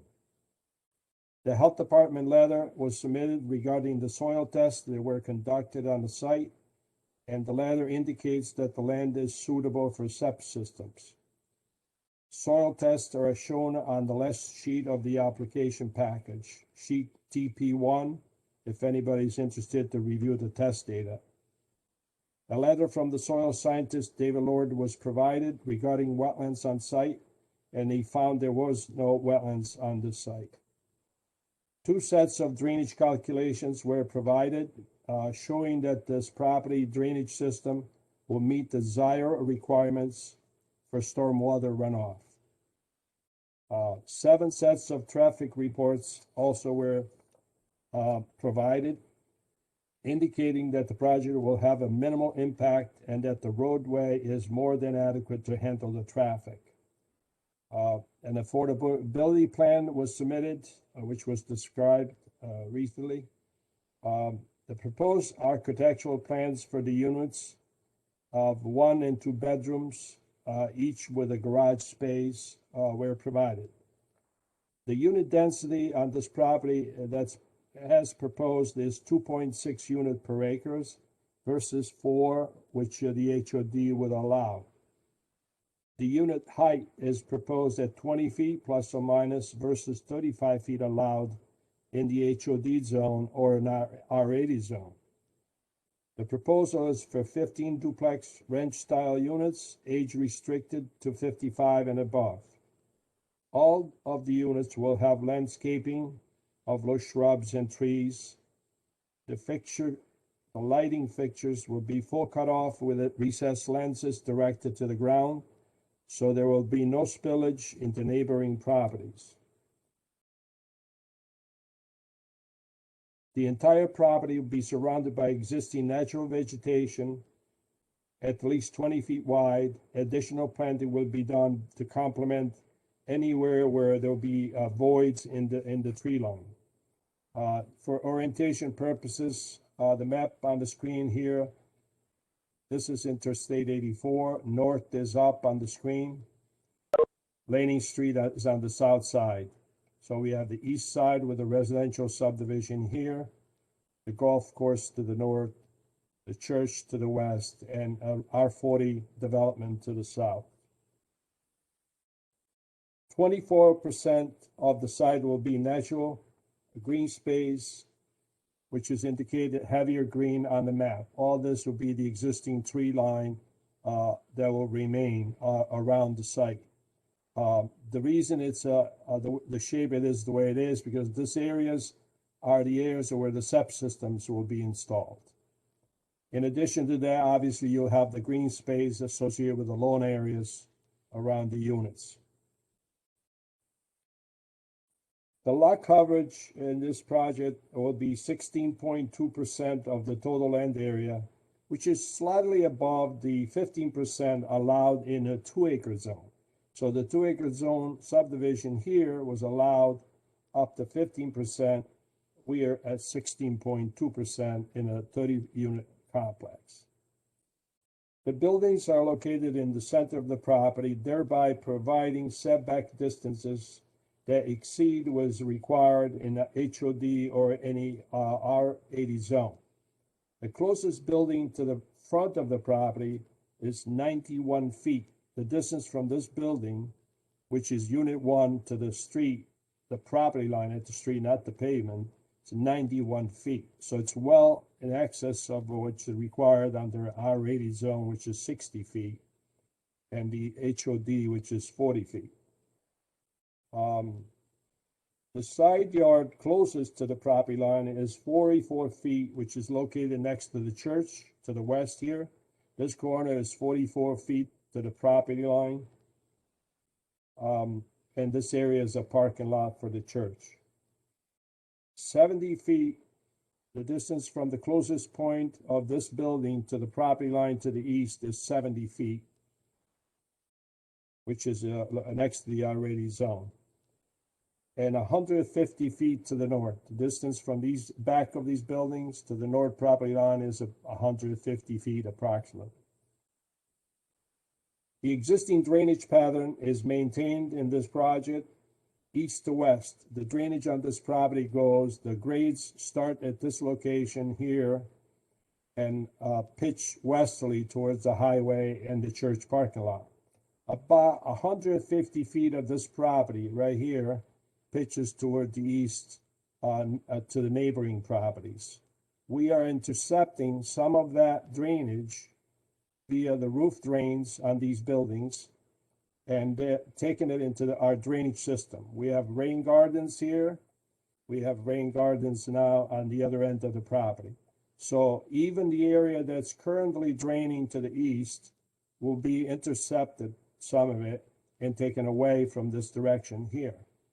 And also this drainage, we propose underground storage where we encourage the infiltration. The roof water will be infiltrating into the ground versus sheet runoff to the properties next door.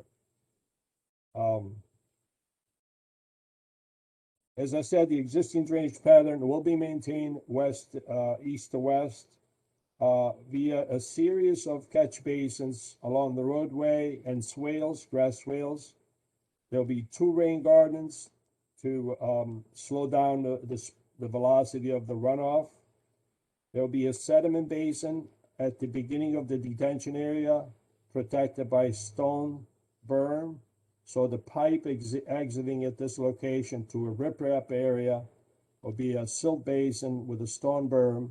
Then the flow of water will go through the detention area in a sheet runoff way, enter what's called a micro pool to allow the water to settle even further and drop the finer particles of silt before exiting to a control structure at this location and then out to a discharge pipe with riprap and swale back into the natural swale that goes toward 84 into a grass swale at the base of the slope in this area.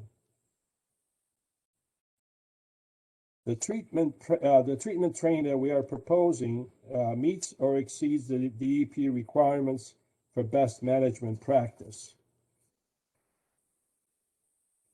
At this point, if you have any questions, I'll be glad to answer, or Mark Vertucci can discuss the traffic. The project is served by one main access driveway and with 2 cul-de-sacs.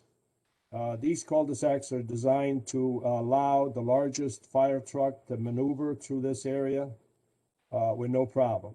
The utilities will be underground, so there will not be light posts in the way in case there's a swing of the fire truck, the ladder of the fire truck.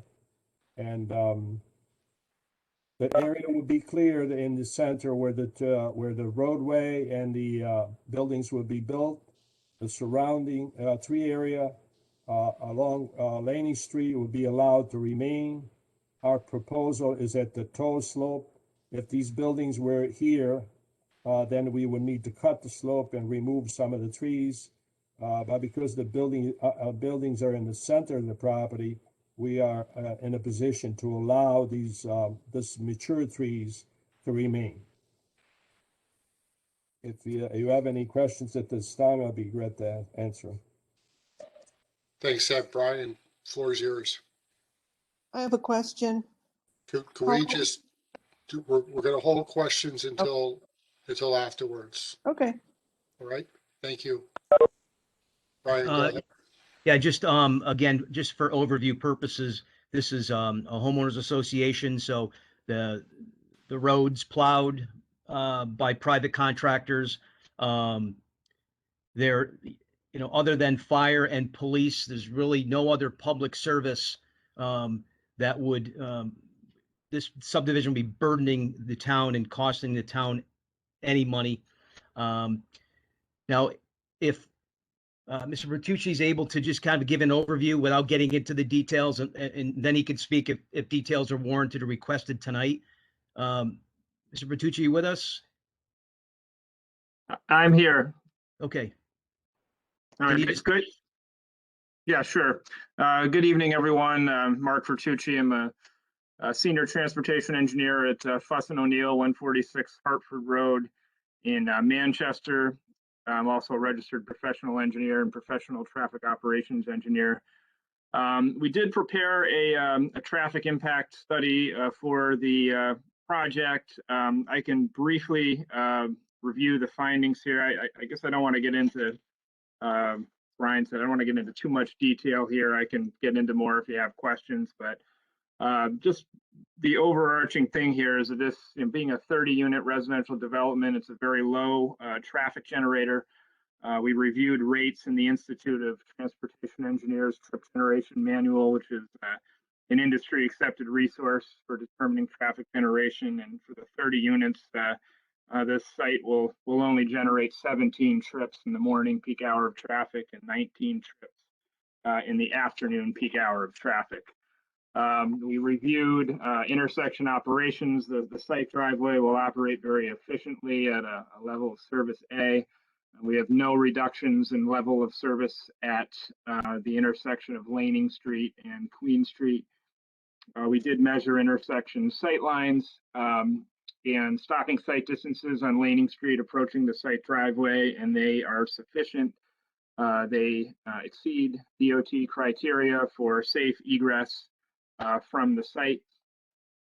We did do a review of crash analysis for the latest 3 years of available data, 2017 to 2019, and there were no crashes reported during that period on Laning Street along the site frontage. So the conclusions of our traffic study again were that, again, this is a very low traffic generator. Sight lines are good, and the proposed development is not anticipated to have a significant impact to traffic operations on the road network. And as I said, I can get into any more specific details if you have any questions.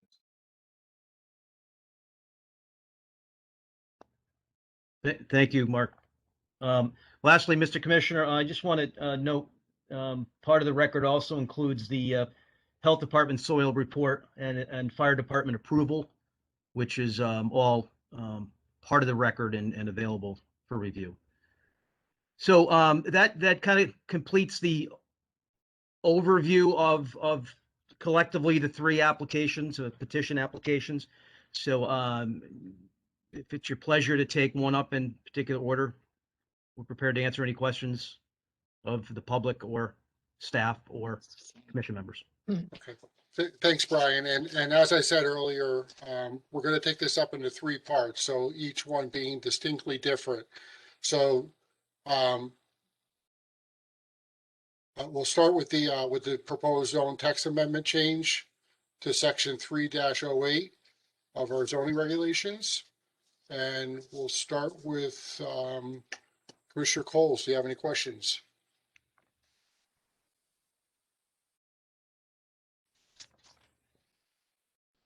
Thank you, Mr. Chair. Sorry for the delay. I guess I have just to start off, I have a general question. And I apologize as we don't get too many of these, but I try to be as astute as I can when I ask the questions. But, and I don't know who this is, I can direct the question to, but maybe you can help me out. Who, if the text amendment does not pass and the site remains the current R80 zone, would the state statute still permit construction to go forward? It's a great question. It sounds like you're asking for legal advice, so I'll defer to Attorney Seaman, at least for his response.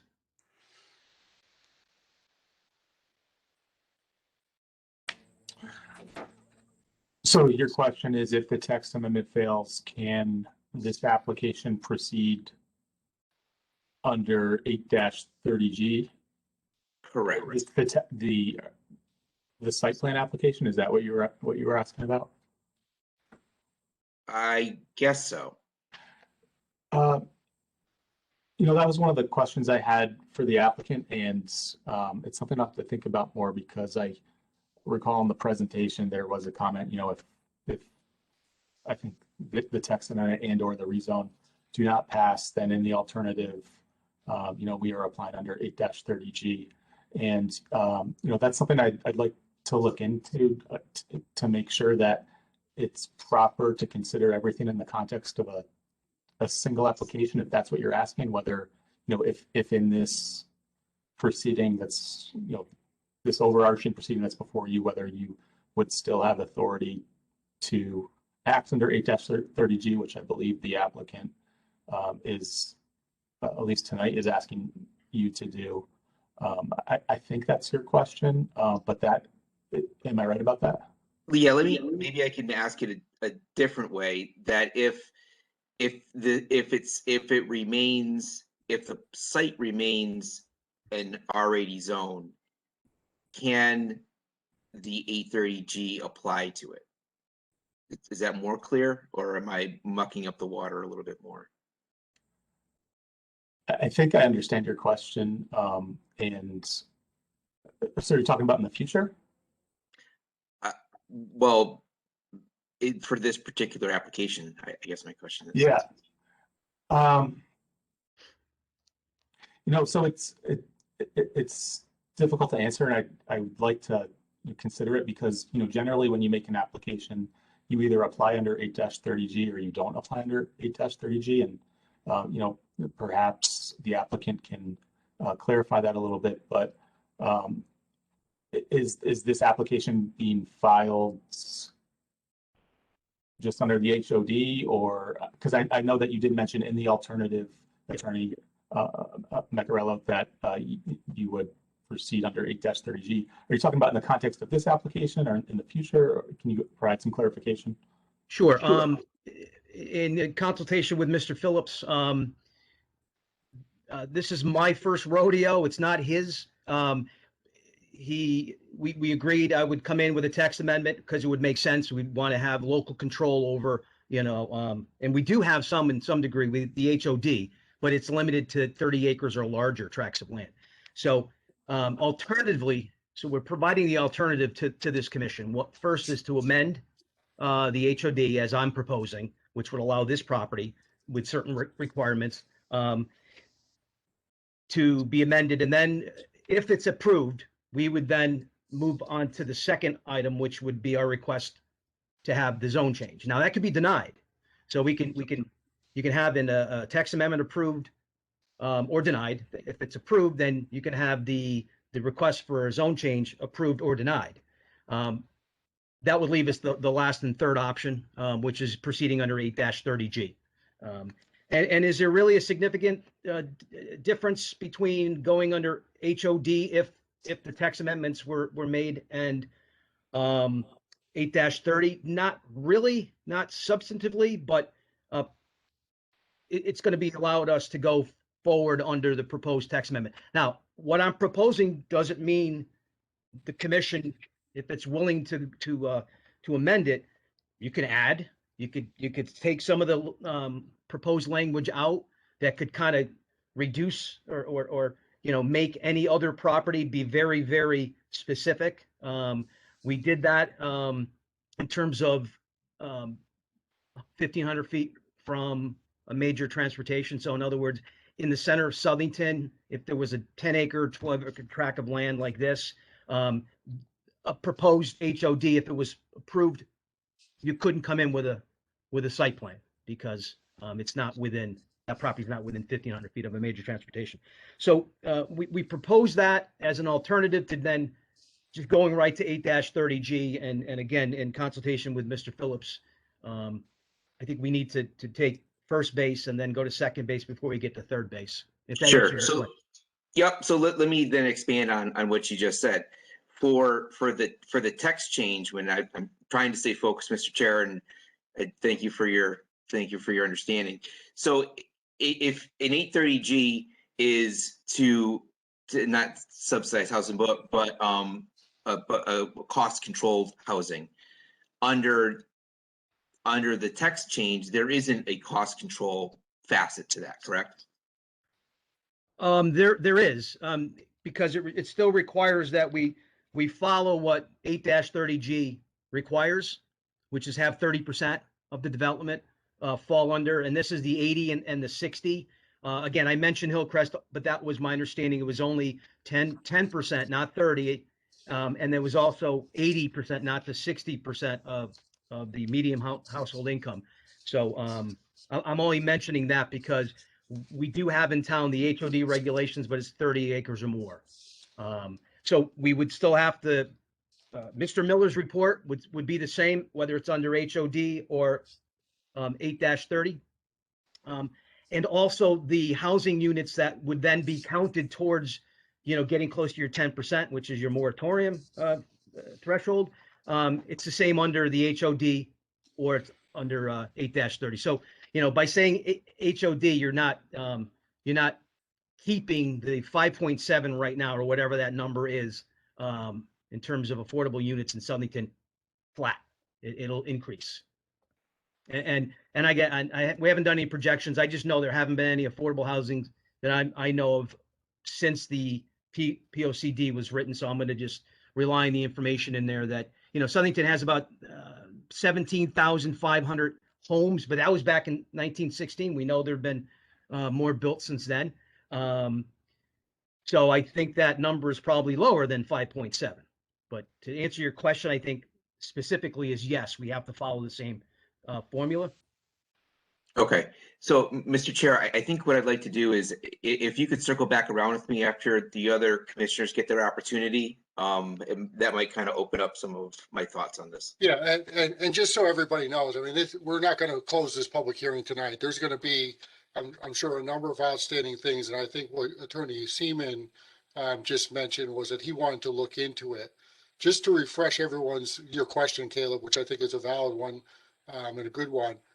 Just to refresh everyone's memory, what happened with the Liberty Street application that we saw early last year was they proposed to create a new district, which is called a Village Opportunity Zone or something like that, that amended our I think it was section 3.10. So it created a whole new district within the confines of that part of town. These kind of go hand in glove is my understanding, but I look forward to Attorney Seaman researching it a little bit further and coming back to us. I'm writing all these down, so we'll circle back to those. Anything that's outstanding at the next meeting on May 4th. So if you're okay, I don't know, Caleb, if you have any other questions or are you ready to? Yeah, no, I'll pass the baton. I'm sure that I'll have more thoughts as everybody else speaks. Thank you, Mr. Chair. It's not your only bite at the apple, I guess is what I'm saying. So don't feel like you're not going to get another chance later on. So let's move on to Commissioner Gwark. This is Commissioner Gwark. Thank you, Mr. Chairman.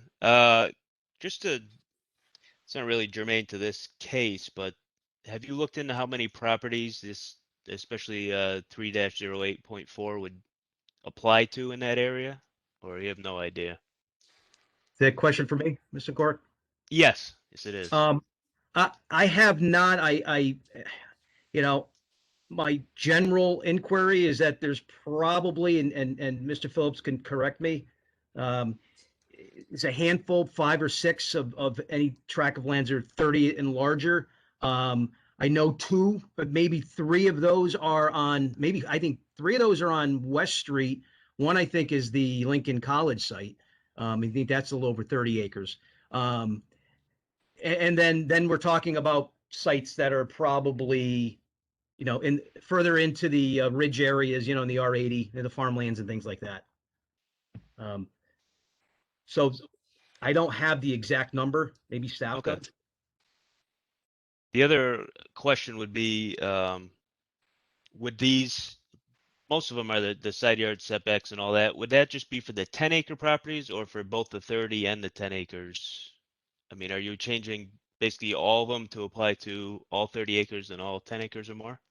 That's a great question. That's why the proposed amendment is proposed. And I think you're correct. I mean, I think it could be no pun intended, parceled out, you know, whether you want to go 30 acres or more or 10 acres or more and go with that. So that would make sense. And that's a great question to hopefully get an answer, a collective answer. I guess that, and then the last thing would just be not to exceed 4 units per acre, instead of the 8. So I just didn't know if that applies to all of them you're proposing, or all 30 and 10, or just the 10. So it's just something I thought of. I tucked it into the 10, but again, that doesn't limit. It's not really answering your question whether it's for 30. So I think if we could break that out, that would make sense. I think it's important, you know. The POCD is really just a guide, and this commission is really should be the author. Well, with staff, should be the author of these amendments, and the final author. We're just making the proposal right now, and again, to fit this particular piece, as I mentioned specifically, this piece. I don't know of any other 10 acres, you know, of parcels of land, you know, along a major corridor like this, that would benefit by this, by a proposed amended HOD. Okay, I was just wondering where these numbers were coming from, and if they're applying to all of them or some of them, or so that was it. That's all I have. Thanks. Okay, thanks, Jeff. Before we move on to the next, Commissioner, Seth, can you stop sharing your screen? It just, Yeah. I appreciate it, but if we could just lose that so I can see people who might, anyways, while you're working on that, Commissioner Volpe, any questions? Commissioner Volpe here. I like Commissioner Cole's. I kind of want to hear a little bit more before I kind of comment and or ask my questions at this time. I am grateful that the chair let us know that this will continue, because I'm interested to hear the public's perspective as well. So I digress at this time. Thank you, Mr. Chair. Okay, thanks, Christina. Commissioner Coviello. Yeah, just one thing from me, Bob, just for an item, or Mr. Chairman, as an item for clarity. I just would like a little bit of a better understanding of the intent. So I get the text amendment change really to fit this parcel because it doesn't meet the 30-acre threshold. I'm getting a little stuck on the 1,500 feet of a major transportation corridor. Can you kind of give me a little background on the intent there? Is that really to kind of minimize parcels in town that could apply under that 10-acre? Exactly. And it wasn't any, you know, I actually had a larger number, and just with some suggestion by staff, I that number got to 1,500, and it's not a solid number, but you're right. Exactly. It's to identify this piece. So you have to kind of distinguish it, you know, because what I'm putting forth could apply to other tracts of land. But use the word selfishly, it's regarding this particular piece of property, and we do have that 1,500 lineal foot piece of that puzzle, if you will, to a major transportation corridor. Yeah, so I guess in a way to say it different, I mean, that HOD zone, I think was drafted with the intent of 30-acre parcels. I think this kind of tailors it to this particular parcel and maybe doesn't open up to many others within town. Is that maybe a way to think about it with that 1,500 stipulation in there?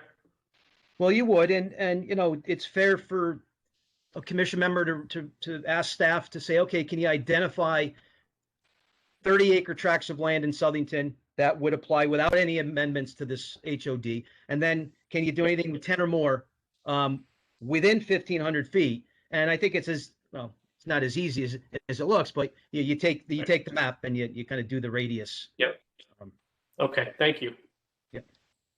We're sticking to the text amendment at this point, Mr. Chair? Like, we're not For going now, ahead, yeah, right? Joe, we'll Okay, move to the then other I'm pieces. good for now. Thank you.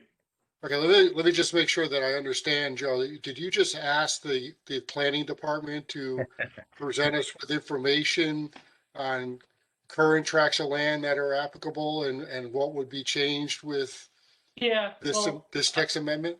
Sorry, I'm I just thought trying I to heard do you it. ask that, but I just want to make sure I heard it Yeah, correctly. maybe I indirectly asked it, but I'm just trying to understand the intent of that 1,500 feet of a corridor, right? And I think it kind of limits it to probably a very small number of parcels if we did make this change. And maybe that's the reason, maybe it softens the pot. I guess if we do agree to the text amendment, it becomes permanent, right? I think that's really, I think what we're saying, but I don't know, just trying to understand it more. And maybe that's something Rob or staff that we may want to look into in the future if we do make this change. Okay. Rob, did you get that? Yeah, Rob Phillips. I mean, I would yield to anything that Attorney Seaman requests. Okay. Okay. Moving on, Commissioner Locks. Yes, I had that written down as the same type of question. How many parcels in town would this affect if we do make this amendment change? So that's where I stand, and I'd like to also hear more from the public. Thank you. Thanks, Sue. Commissioner Santiago? Thank you, Mr. Chair. So my first, and I was in the same lines as Caleb, but even more fundamental. So I'm going to direct my question directly to Attorney Seaman. So when we've had 830Gs before us and presented in this fashion where everything is presented as one, I understand that we could only consider health and safety when rendering a decision in regards to an 830G application versus how we would normally. So I get that. However, when you have a text change like this, are we still making a decision solely on the base of health and safety, or can we address a text change the way we normally would if a developer comes to us to ask a text change? Do you catch my drift? Yeah, no, I understand it. And, in preparation for this meeting today, I actually reviewed a case called Hillcrest. What was it called? Hillcrest Orchards versus Southern Conservation Commission, which actually involves the creation of this HOD district. And in that case, there were, the applicant did, proposed the HOD zone. It proposed a rezone to the HOD zone, and it proposed a site plan application. So kind of similar in some ways to what's before you this evening. And the conservation, in that case, the commission, it accepted some of the proposed regulatory changes, or some of the language for the HOD district. It modified other portions of it, and it chose to disregard some. And obviously it made its way to court. And in considering the applicant's challenges to the HOD district, certain regulations that were either adopted by the commission, which the applicant didn't like, or regulations that were modified, etc. The court did undertake that substantial interest analysis. Does that answer your question? Not at all. So let me ask you more directly. Okay. If we want to modify some of these items as proposed, because of our discussion here, that some of the items proposed will not just apply to this application, but will apply to any further application of perpetuity, it would, if we take issue with that, it's not just for this application. So do we have leeway, say we're either working with the applicant or saying, for example, we don't particularly like the setback reduction from 40 feet to 20 feet. Is it within our purview to do that without being in violation of 830G? To modify certain, portions of this which are being proposed. Correct. If again, it relates Without in regard to health and safety, like if we don't like the density or whatever it is, because we're like, oh yeah, that applies to 30, not 11, as the applicant said, do we have leeway to do that legally and not be in violation of 830G? It's my understanding that it has to relate back to the substantial health and safety interests. So if there are aspects that you do take issue with, and there may be valid reasons for certain aspects of these proposed text amendments that you do believe rise to the level of affecting substantial health and safety interests. So that's what you have to look at. So it is different. It is different. Okay. So I get that on site plan. I get that on changing the zone from R80 to HUD. I get that. However, on a text change, which will impact not just this application, but any application that comes after it, you're saying we still can only consider health and safety when rendering a view on it? You can consider your normal things in the text amendment, but if you have concerns with certain aspects of it, so you go through the normal process, but if you do have concerns, they do have to rise to the level of substantial health and safety interests based on this case.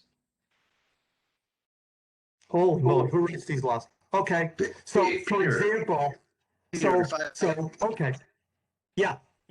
Peter, if I could just interject, and I don't want to step on any toes here, and obviously I will defer to our special counsel, but I think you got to understand you're considering this application altogether as an 830G application.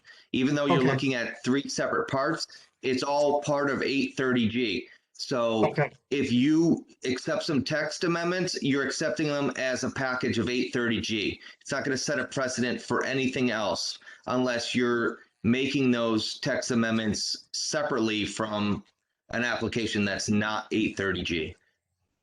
Am I correct there, Attorney Seaman? Yeah, that's what I was trying to say, and thank you for got it.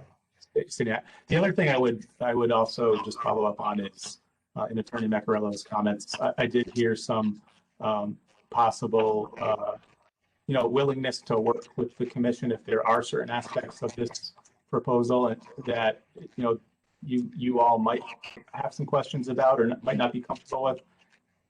Maybe the applicant is willing to consider slight tweaks to the language, and so I think it'd be helpful, as Rob Phillips, the town planner Rob Phillips, also mentioned in others on the commission, to potentially look at some of the impacts that this could cause on properties throughout the town, and that might help. That might help, give which is the basis of my question. And as we've had in the discussion here, if indeed some things could perhaps be rewritten, that some applies to a big parcel of land and others to the 10 acres or whatever, so that if some of the proposals were sectioned out to say for this or for that, maybe some of us will be more amenable to that rather than having all these for one. So if an applicant is willing to work with us, as you say, I think that would be more palatable. So if that's the case, then I get it. And I would suggest if any of the members of the commission, and you don't have to say so tonight, but if you do want to think about it, but between now and the next hearing or whenever, and there are certain questions about this that you have, or maybe see if the applicant might be willing to modify some of this in some ways, and they might not, the applicant might not be, and that's okay. But Yeah. I did hear the applicant at least express a willingness to work with the commission, which is Right, nice to hear. because for me, I think the density in terms of 30 feet apart, 15 feet apart, if you're in a big plot of land, the 30 feet would be more advantageous. The 40 versus 20, I think also on the 3-08-14 where it specifically calls out adequate public safety in regards to 2 entrances or exits, you know, if some of these things can be looked at and parceled out, I know I'd appreciate that more. So thank you for your advice. That's my 2 cents. Thank you, Mr. Chair. Thanks, Peter. Brian, do you want to respond to Commissioner Santiago's comments at all, or? Absolutely, and it's refreshing to hear that there's some proactivity, you know, thinking about this, because this is just a proposal. This is not a, hey, take it or leave it, guys. It's something that, you know, I honestly think that, you know, the current HOD, and I'm not just saying this for this application, but you're probably going to get very, very limited, if not no parcels coming forward under this. So you might as well just take it out of the whole zoning and throw it away, you know, but modifying it in a way that makes sense. And again, you could modify it, you could amend it, and it still may not fit my client's needs. So the answer to one of the questions was, yeah, then we would obviously proceed, you know, under the state's version of affordable housing versus the town's version. But no, absolutely, I'd be willing to sit down with staff, you know, or just offer, you know, my comments based on what's being discussed tonight, and even, you know, help do a little bit of research. Although you may not want to rely 100% on me, but you know, I'd be happy to take the time and look at other tracts of land that are 10 acres or more, because I think we probably can easily find the 30 tracts or more. So I'll be happy to work with staff and council as well. Okay, thanks, Brian. Peter, are you all set? Thanks. Commissioner Salka. Yeah, my questions were exactly the ones that Peter were asking. So, you know, I'll just delay my comments until, you know, we get further in. But, you know, I want to thank Attorney Macarello for just willing to work with us on this thing, because I think there are some things in the HOD changes that I think that we might want to just discuss and perhaps revise. And the other question I have is under the 308-4, when it talks about 15 feet from a major transportation, i.e. interstate highway, comma, et cetera. What does the et cetera mean? Can that mean West Street, Meriden Avenue, 322, or is it, you know, 91, 15, 84? You know, I just like clarification on that as well. Yeah, we could have footnotes, and I think major transportation corridor, you're right. You could read into it, you know, local, you know, a West Street, if you will, because that's a state highway. So if we could preferably rely on any kind of state definition, and if that's limited, or just take out, you know, identify it as 84, you know, 384, 91, things like that. That would make sense and be a little more definitive. So, you know, especially happy to for, work you with know, that. yeah, right, especially for Southington. I mean, if we could just identify those major corridors, because there's probably 6 or 7 within the town. And I think we should spell them out. Yeah. Because that could in fact change the number of available properties that might fit into this new HOD revised. Oh, But thank you for absolutely. that comment. Yep. Absolutely. Okay. That's it, Mr. Chairman. Thank you. You all set, Bob? Yeah, I mean, a lot of my thoughts that I jotted down were along the same lines. I think getting a definition of major transportation corridor to follow up on Commissioner Salka's comments would be helpful, even if it reverts or refers back to a state definition, which I'm not sure there's even one. I don't know. I'm not an attorney, but you know, I think that we need some clarification on that, just to understand what that means. But in terms of the zone text amendment, I really don't have anything else. I do have other questions on other parts of it, but why don't we open it up to the members of the public to speak about the zone, anyone to speak in favor of the zone text amendment. These are people who would like to see the zone text amendment portion of this application move forward as is. So anyone in favor, please identify yourself, give us your address, and let us know. Just so folks know, this will be followed up by people who are opposed to the zone text amendment. This is the way we do things here. So people who are in favor, if there's anyone out there, please identify yourself. Hearing none. If there's anybody, member of the public, who is in opposition to the zone text amendment, again, please identify yourself, give us your address for the record, and share your thoughts with us. Mr. Chairman, Rob Phillips, I just want to make sure that the members of the public who may have called in just have to hit star, I think 5. Thanks, Rob. Is there anyone who'd like to speak in opposition to the zone text amendment, members of the public at this time?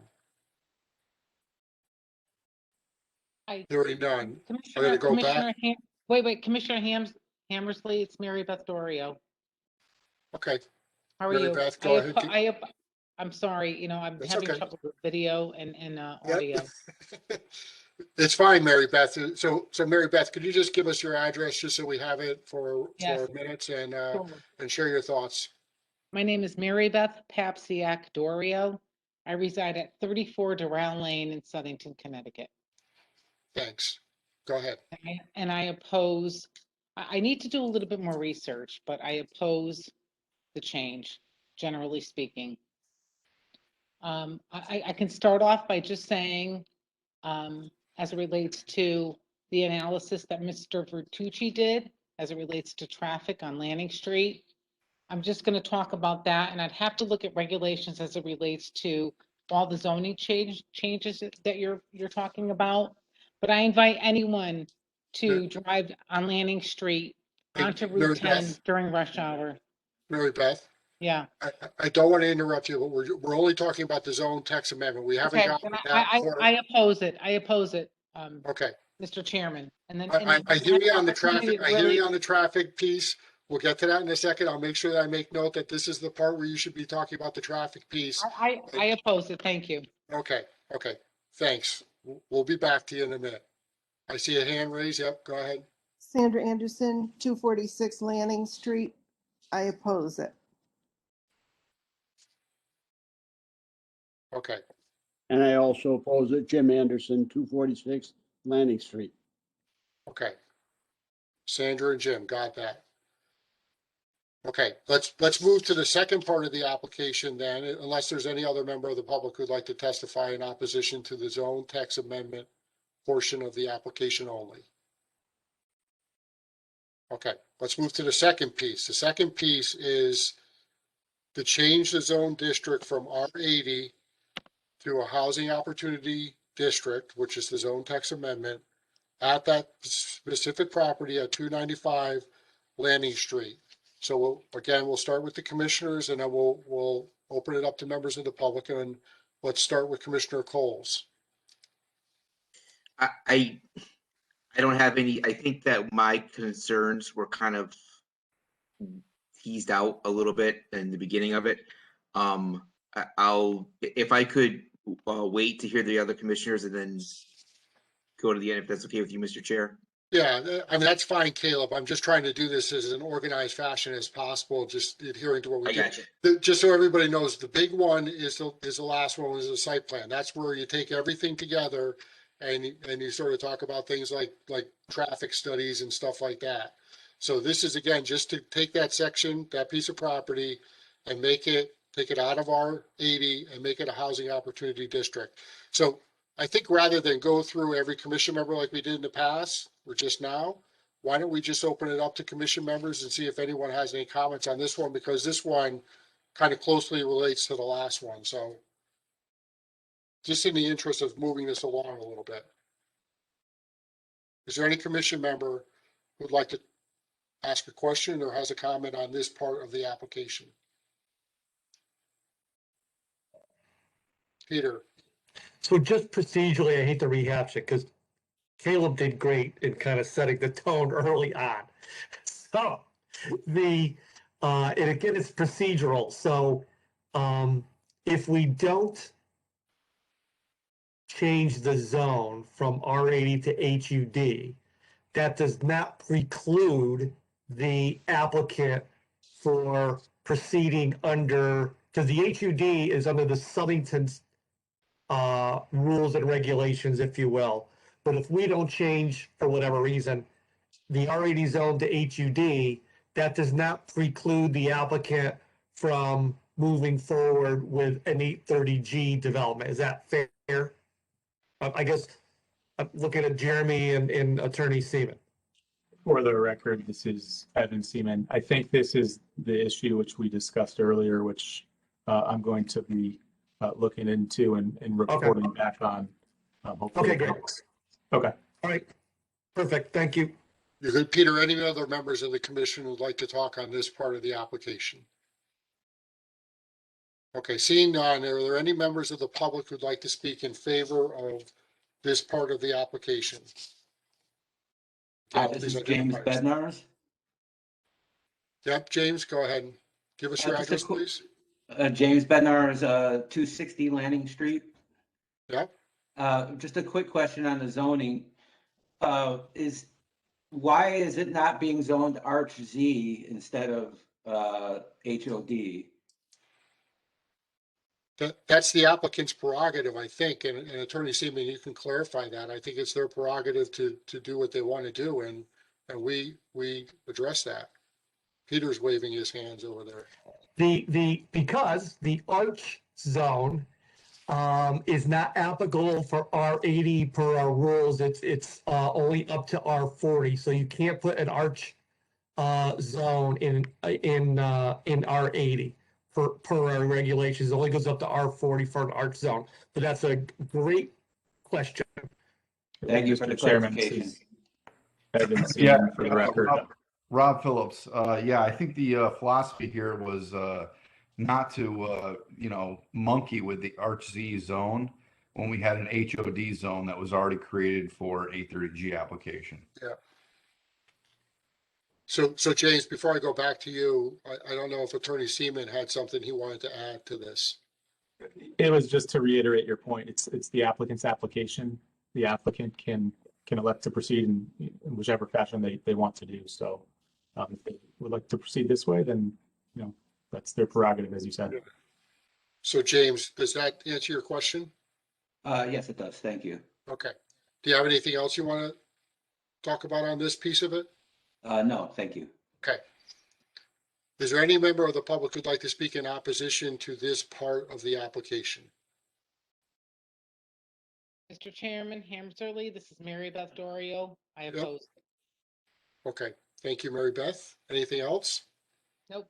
Okay. Any other member of the public who'd like to speak in opposition to this part of the application?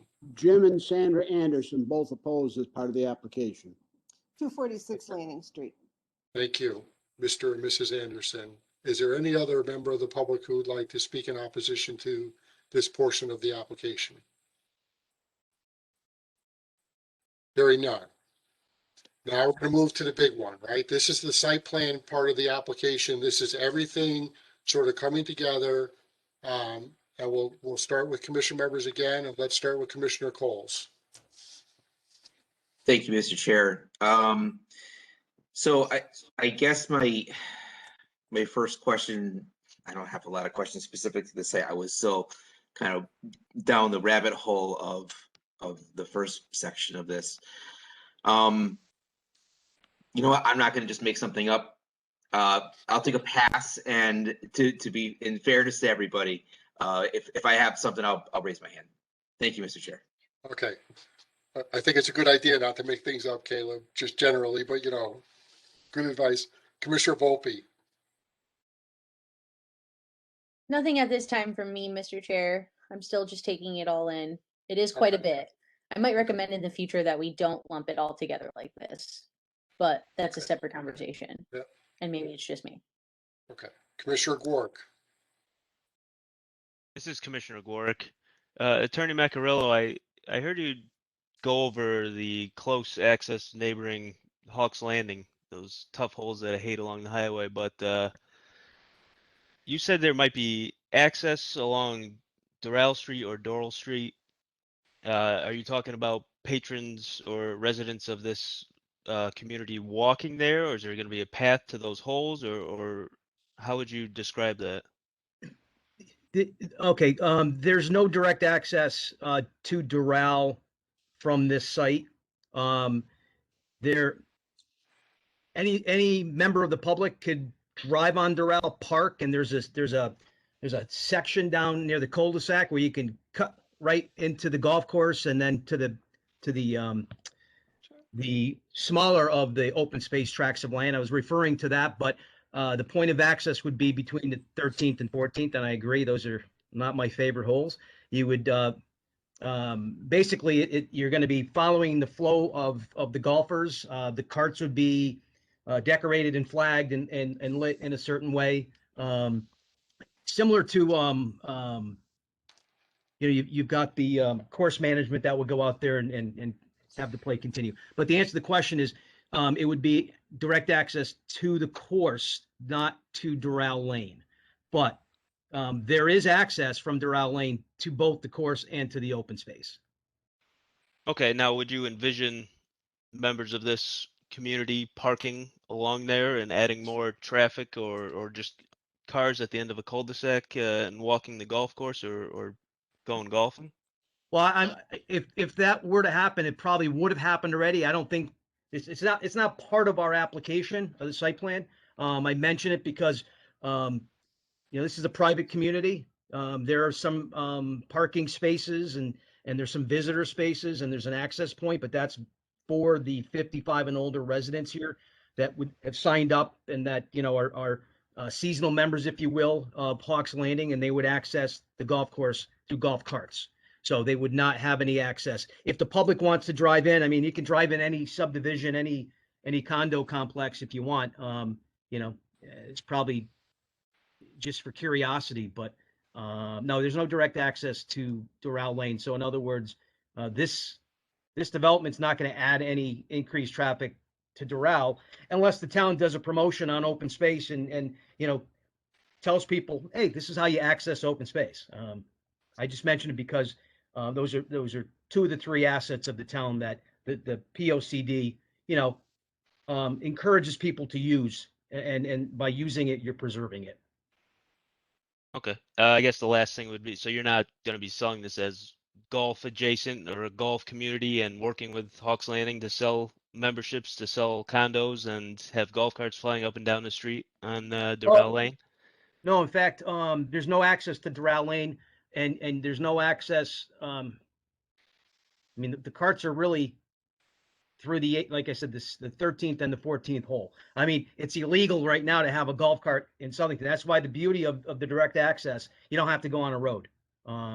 People don't have to take their car and drive all the way around. Not that it's very far to go, but this is part of the golf community. And again, that snowbird hybrid where, you're going to get people that, we're going to live conceivably on the market rate, I'll suggest, living here and then living in Florida. And you're going to play 6 months worth of golf, 4 or 6 months of golf here, and you're going to do the same thing down in Florida. Or it could just be sold out for people that are transitioning from, a traditional colonial and they want to downsize and they want to move to this community. And that's similar to the Prosperity Court development that I mentioned earlier.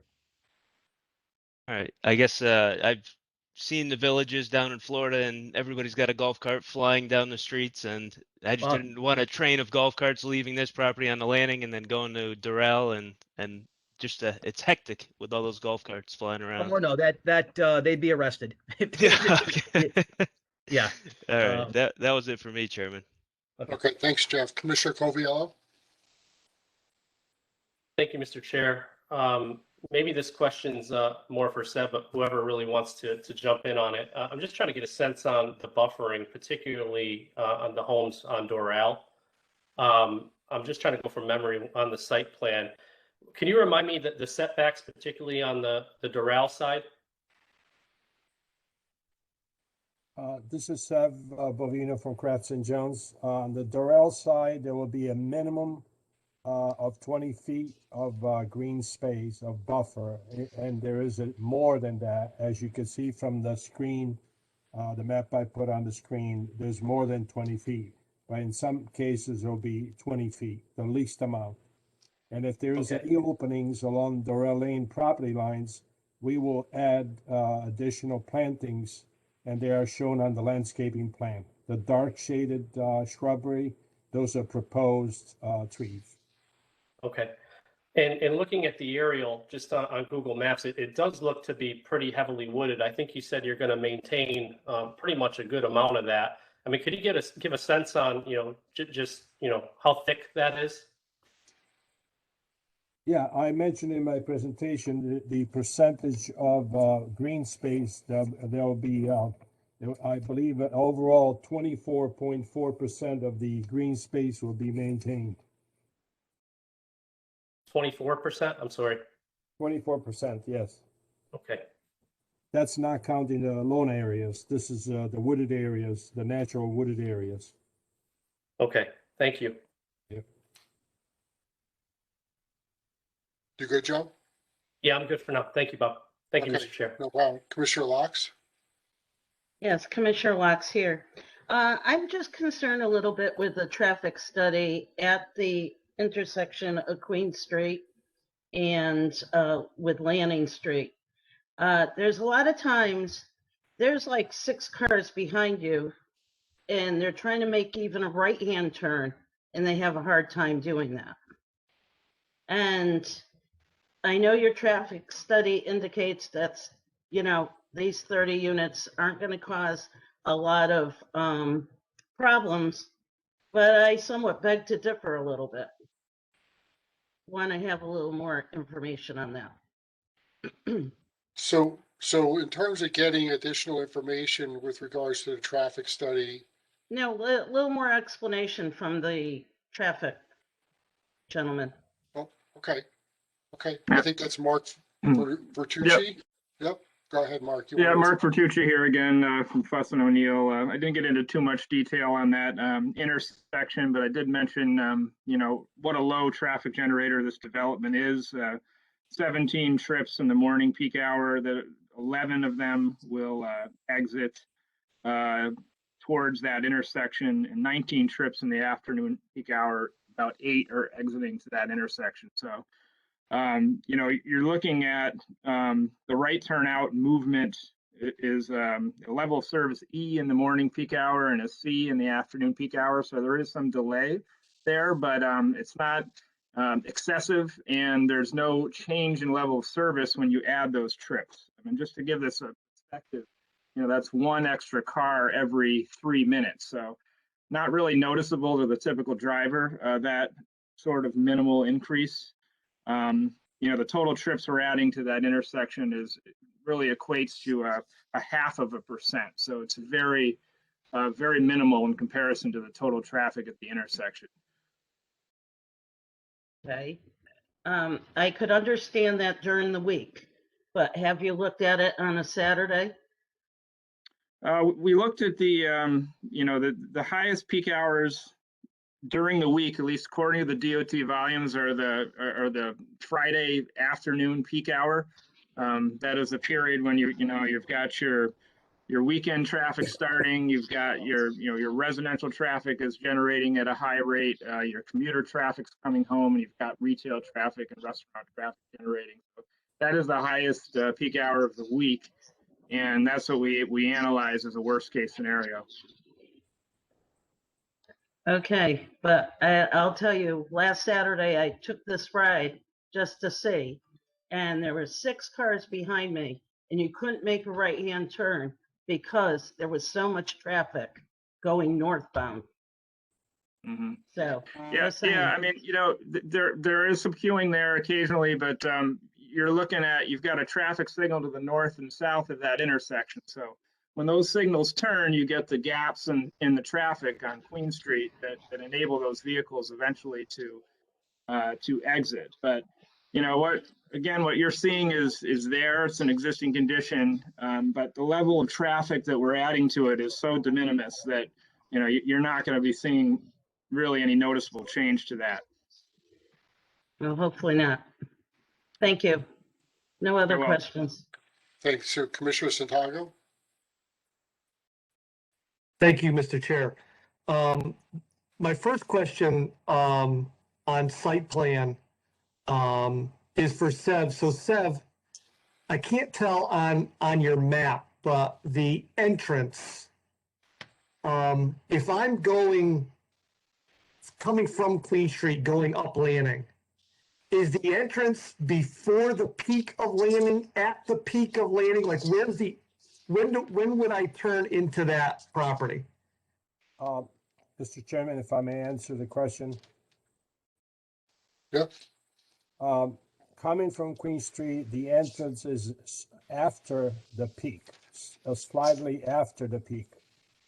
Okay, so it's more, so you'd see that you come up over the, kind of come over the top of the peak, and that's when you see it, kind of similar to the way Doral is, only up the street more.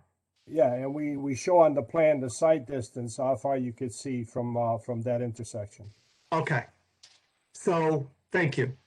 The other question I have, site plan wise, going back to the golf thing, are you going to have a, for lack of a better word, golf path from, a designated golf path to get onto the Hawks Landing property, and does Hawks Landing work with you to incorporate that? Or is it more of, oh, by the way, you could get there by just going off over there? Like, are you looking to put that on there? Because I didn't see that on the site plan. It's an extension of that path that you see from the driveway of the site to that small structure, which is 80% toward the golf course. From Okay. that structure, there will be a path leading to that green that's right next to our property line. Okay. All right, thank you. So, thank you for that. So, I also share with Sue my concerns over traffic. I would say, like, between 11 and Saturday, try to go down Landing and take a left, let alone a right. So, I guess I would take issue that it's okay. I would also just point out that the speed limit on Landing is posted only in one direction. It's posted from Queen Street going up the hill. There's no posted speed limit going down the hill toward Queen Street. So the speed limit is only posted in one direction. So if you're coming down that hill, there is no posted speed limit sign. Which, not the applicant's problem, but I just point that out, when we're looking at the idea of safety or not safe. I would also point out, we see a lot of traffic reports, and this is one that was very thorough in regards to crashes. And the idea that, well, the crashes are consistent and the crashes are not abnormal crash patterns. If we are to consider only health and safety, the word crash kind of goes into my mind in regards to a safety concern. So I would offer, Mr. Chair, and I guess I would ask Attorney Seaman, is it within our purview to ask, say, Southington Police or Southington Traffic to weigh in on what they consider, what their view is on the traffic study, what their view is on Landing Street, and what their view is of the intersection of Landing and Queen Street? So I would ask for the town, I'm thinking it's the town police traffic, but I would want the town to weigh in on that. For the record, this is Evan Seaman. I think that it would be appropriate to have whatever appropriate town agency individual review any specific concerns you might have, whether it's traffic or if you have anything else. And I haven't heard, I don't think anything other than traffic right now, but just for folks to keep in mind that I think it would be appropriate to have. Okay. So I would say, I would want that for the traffic study. as well as the intersection, and also whether in the police's view, that where the entrance to this proposal would be creates an unsafe condition because I'm coming up over the hill. And I'm thinking of this, if you go up Landing Street in the winter, you go up Landing Street in the middle of Landing Street, you don't go on the sides because it's tough getting up there. And as people go down Landing Street to Queen Street, you're taking your life in your hands because the people coming down Landing Street are going in the middle of Landing Street because you don't want to go off the edges.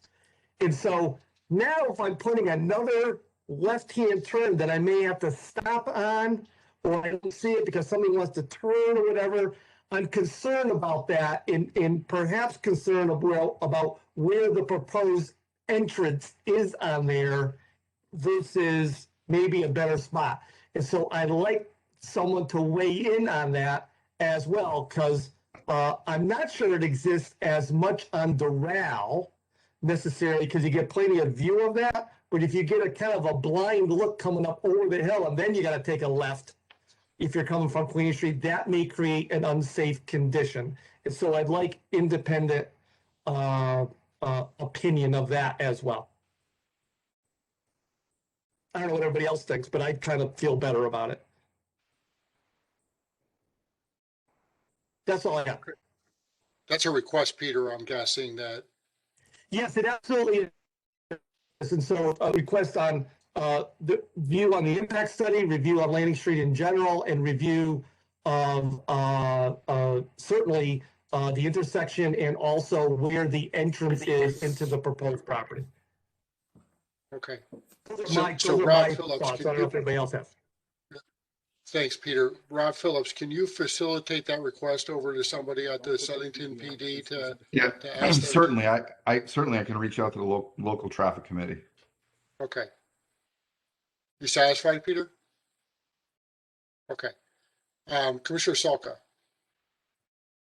Yeah, my only comment is, and it goes along with what Sue and what Peter have just talked about. I've been contacted by 3 or 4 residents about the safety and trying to get out onto Queen Street, especially on Saturday and peak hours. So I agree with Peter and Sue about the independent traffic study. Those are my really only comment concerning this application on the site plan. Thank you, Mr. Chairman. Okay, thanks, Bob.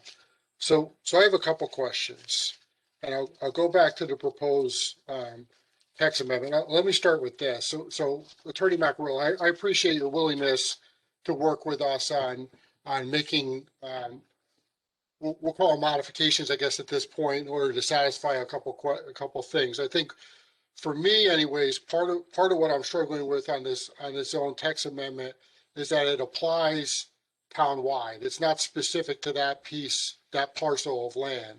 So, just a thought is if you can tighten it up or think of some way to tighten it up so that it just applies to that, I think that would ease some of the concern, at least from my own perspective, so that it only applies to that land. I think, again, I'll go back and I agree with a couple of the commissioners who brought up, wondering where else does that apply in town. I don't know if it's 1 or 2. I mean, some of it gets back to what is a major traffic corridor, and you may suggest that Queen Street is a major traffic corridor. So 1,500 feet of Queen Street is a pretty large area. Likewise with Meriden Waterbury Turnpike and West Street, you live here, you know it as well as anybody else does. So I'll just put that. I appreciate that. In the proposed text amendment under, I think it's page 4, section 3-8.16, it talks about a phase 1 environmental report.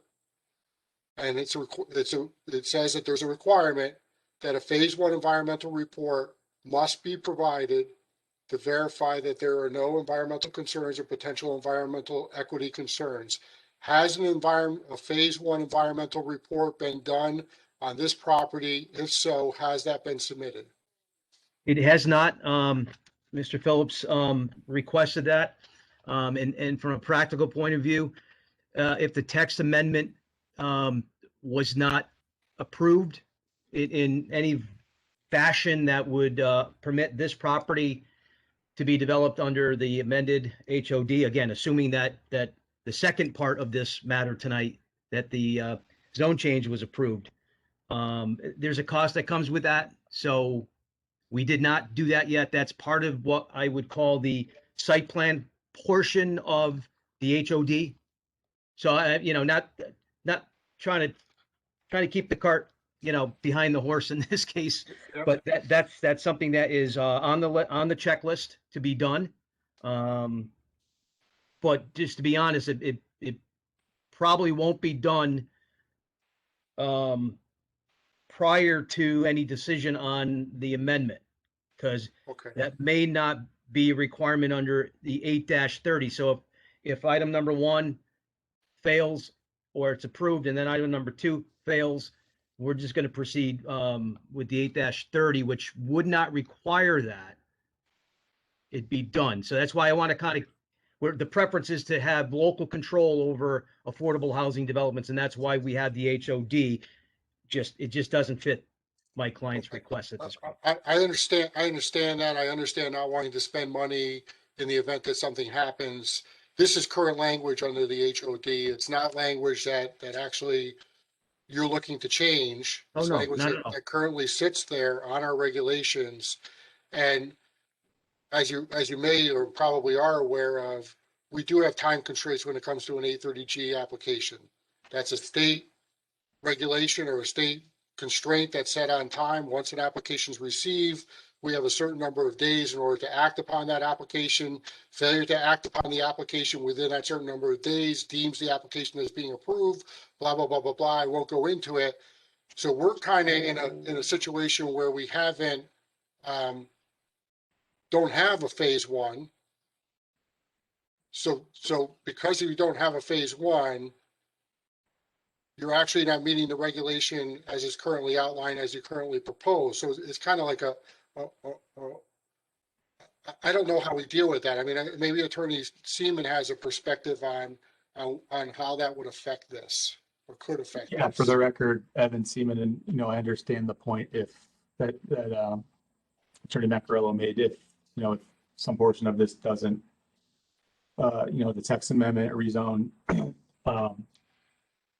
is not approved, then they are saying that they would like to proceed under 8-30G. But to play devil's advocate, if it is approved, if both of them are approved, it is a requirement. And these time constraints that the chairman just mentioned, that's statutory law. The commission has to act within a certain period of time. So, in the event the text amendment is approved, in the event that the rezone is approved, we're looking at a situation where there is no phase 1 environmental report, and you're asking for approval under, in accordance with those requirements. So it does present a conundrum, and I think it is something the applicant is going to have to address. Well, that's correct. So if we met all the requirements under the HOD currently, this property was 30 acres and larger, okay? We would ask for this commission to allow this zone to apply to this piece of property, knowing that we would comply. We would certainly have in our back pocket the phase 1, and the phase 1 could be done expeditiously. It's a phase 1. This property, has been in this condition for many years. It's not a generator, if you will. So we can get that done quick. We just didn't do that. I mean, there's a lot of steps, as you know, that you need to take. The text amendment is something that typically you don't do with a regular site plan application. You just proceed with the site plan, and yes, we would have followed, 3-08.16 and had that ready, and confidently we will have that ready inside the time constraints that would be required, assuming the commission approved any kind of modification or the exact proposal that we're presenting tonight. For the record, Evan Seaman, just one final point on this issue is, like some of these other technical and aspects of the application, which do require professional expertise. I just want to make sure that if it is submitted, that the commission has enough time to consider it. And if this this is something that, like traffic, they may have questions about, they may require outside expertise. And I would just want to avoid a situation where it's submitted late and there isn't sufficient time to even allow for that possibility. And maybe to make it easier, not to interrupt, I'm sorry. That's okay. If there were a tight time frame and the town and council said, listen, we need additional time. I mean, there's always we can always withdraw the application for the site plan, knowing that the text amendment's been approved, knowing that the zoning request has been made. We can then refile it. It's we're gonna have to freshen everything up, obviously, and then have this discussion again on some level. I think, Brian, I see your point there, but then, and Attorney Seaman may be able to clarify this, but then to my simplistic mind, the other two pieces of the application aren't filed under 830G because they don't reference 830G except in that final piece, which is the site plan. Right. So we would have to then submit the site plan, assuming the commission were to approve. Again, if we met everything right now, we'd have to still apply for a zone change. So as soon as we got the zone change, then logically you would then follow it up with with the site plan, which under the town's HOD affordability section and everything that follows 308. Okay, so Attorney Seaman, could you clarify what are the time constraints that are on an 830G application? And I understand that that the governor's executive orders may have changed those slightly, but what are the time constraints under 830G for us to act on an application? Yeah, the normal time constraints that would generally apply for a review of any application, and with the governor, 65 days within which to conduct the public hearing, and then the same amount of time to render a decision with potential extensions by the applicant. And the governor's executive orders obviously have extended that as well. So, it might not be an issue, but the situation you have before you right now is this is required by the regulations, a phase 1 environmental report, and it's something that has not been submitted. So, is the application complete? Perhaps not. Right. Sorry, Rob Phillips, Attorney Seaman, do we have an additional 90 days with the governor's executive order? Yes, and I know that there was an executive order released late last night extending some of the deadlines, and I do want to go back, and I haven't had time today to look through all of that and just make sure that is the amount of time that still applies with that. So I believe that's the case, but I do have to confirm the extension that came out late last night.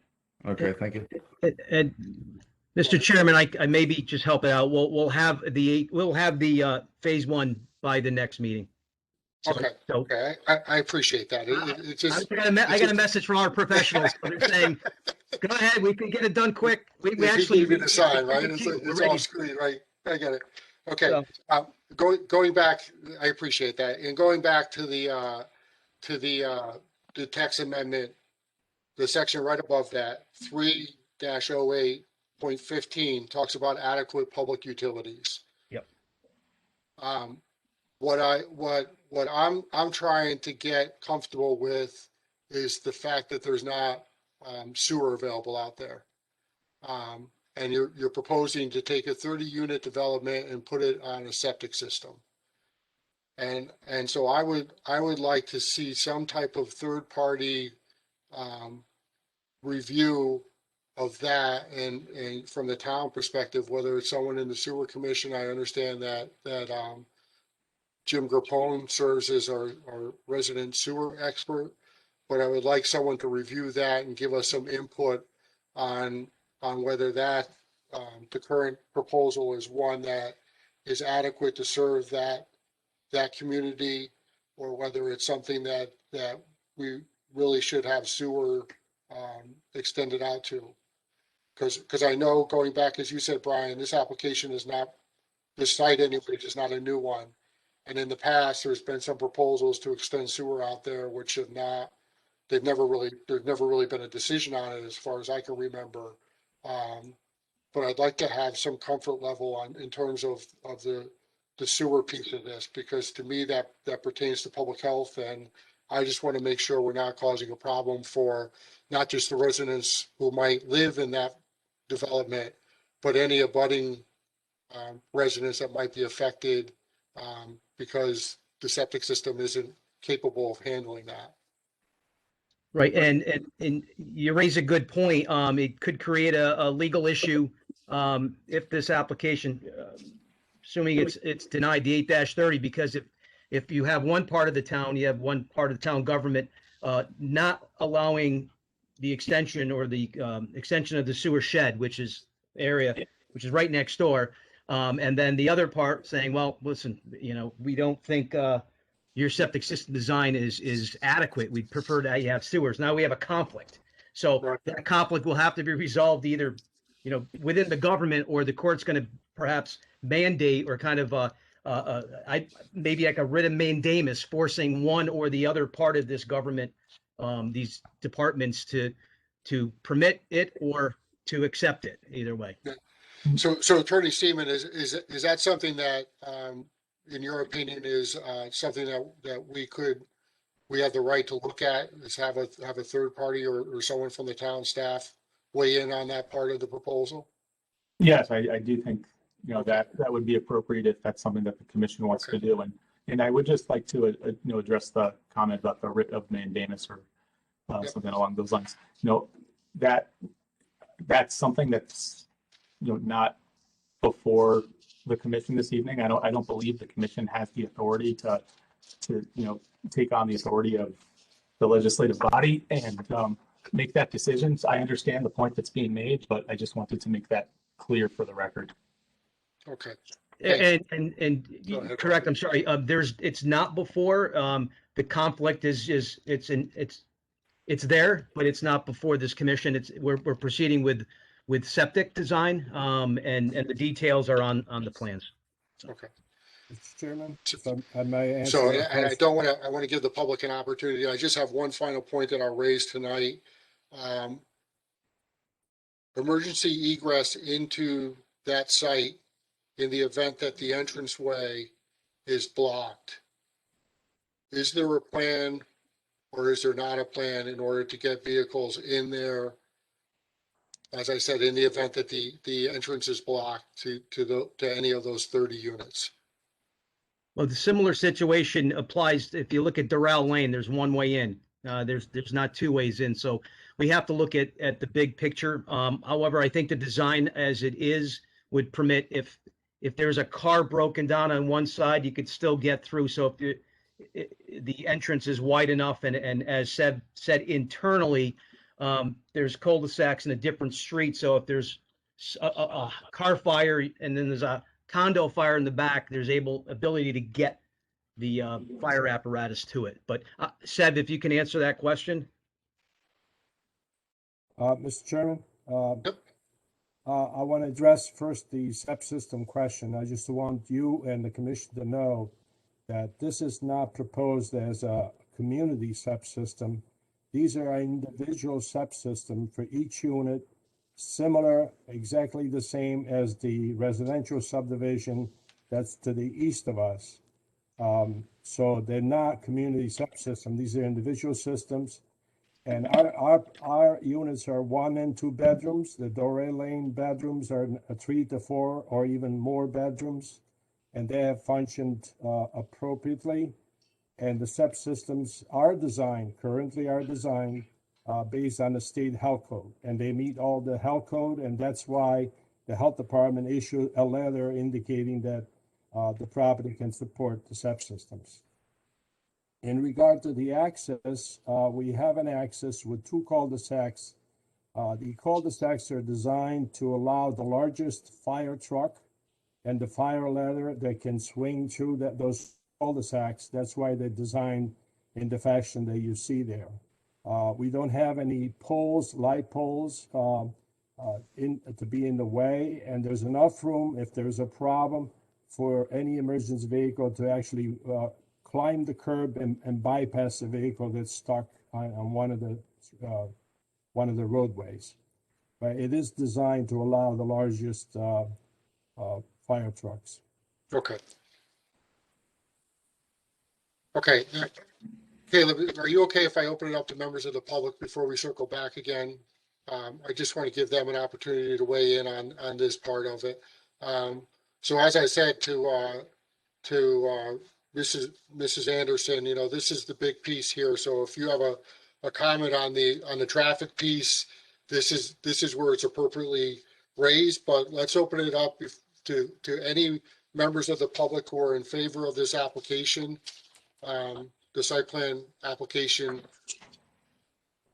item 8F on I'm sorry, 7F. No, it's 8F. There's 2 8s, but item 8F on our agenda. Is there any member of the public in favor of this application?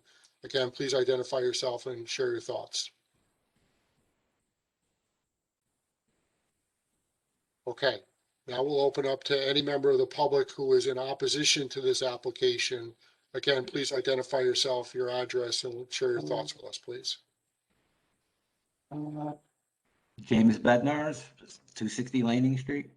Go ahead, James. Just some concerns that I have about the proposal is the traffic study doesn't seem to sufficiently take into account weekend retail traffic on Queen Street. Also, according to the traffic study, the average speeds on Laning Street are in excess of 40 miles an hour, even though it's a posted 25-mile-an-hour speed limit. I'm concerned about the location of the private road entrance in relation to the peak of Laning Street. I also echo the concerns of Commissioner Santiago and Locke's, particularly Mr. Santiago's concerns about winter travel on Laning Street. It could be very treacherous. For those reasons, I oppose this. Okay. Back to you. Thank you. I'm done. Thanks, James. Any other member of the public who'd like to speak? I see some hands up, so go ahead. I am opposed to it. I live on Lanning Street, 246 Lanning Street, several years ago. This is Sandra Anderson, correct? I didn't get it. We have somebody who's taking notes. I see her all the way over to the left-hand side of my screen. She's taking notes, so she just needs a name so that when she writes the minutes up, she can attribute it to the appropriate person. So Yeah, it's Sandra Anderson, thank you. Go ahead. 246 Lanning Street. There have been accidents on our street, number of in the winter time in particular.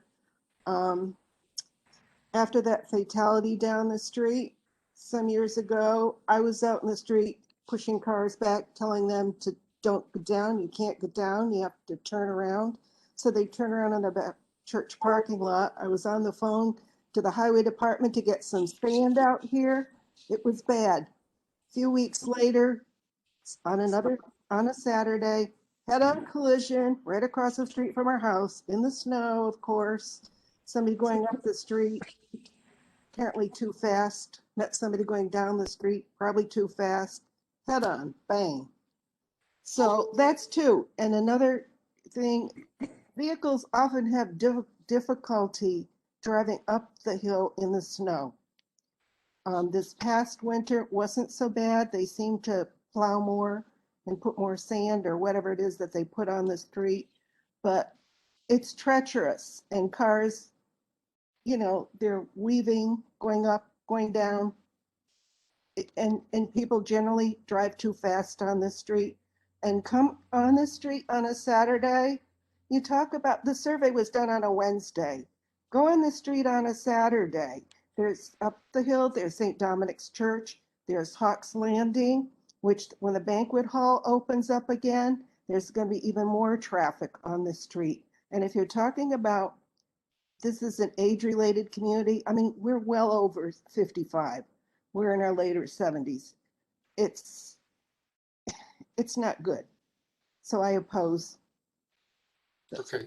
Hey, Jim Anderson here. I just want to reinforce what my wife is saying, because I think we're kind of soft pedaling the whole business of Lanning Street as being lightly driven on, and access to Queen Street is easily done, or what ways to Mark put that, I'm not sure, because it is a dangerous place. Because the accident my wife was talking about, the lady came down the hill and she got clocked.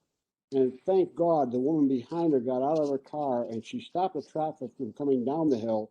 I went across the street and this poor lady was, she was delirious. She crawled out of the window, fell on Landing Street, and I stopped the traffic from coming up. Oh, that was the And this is just a situation, you know, it's only maybe, this happens in probably some other streets too. But I'm sure that if you check with the highway department, they would say that a priority when it snows is got to be Landing Street. Because at the bottom, you have trouble getting out. As you come up that curve, right by the old Brannigan's there, that's difficult. Then you go up the hill and you go down.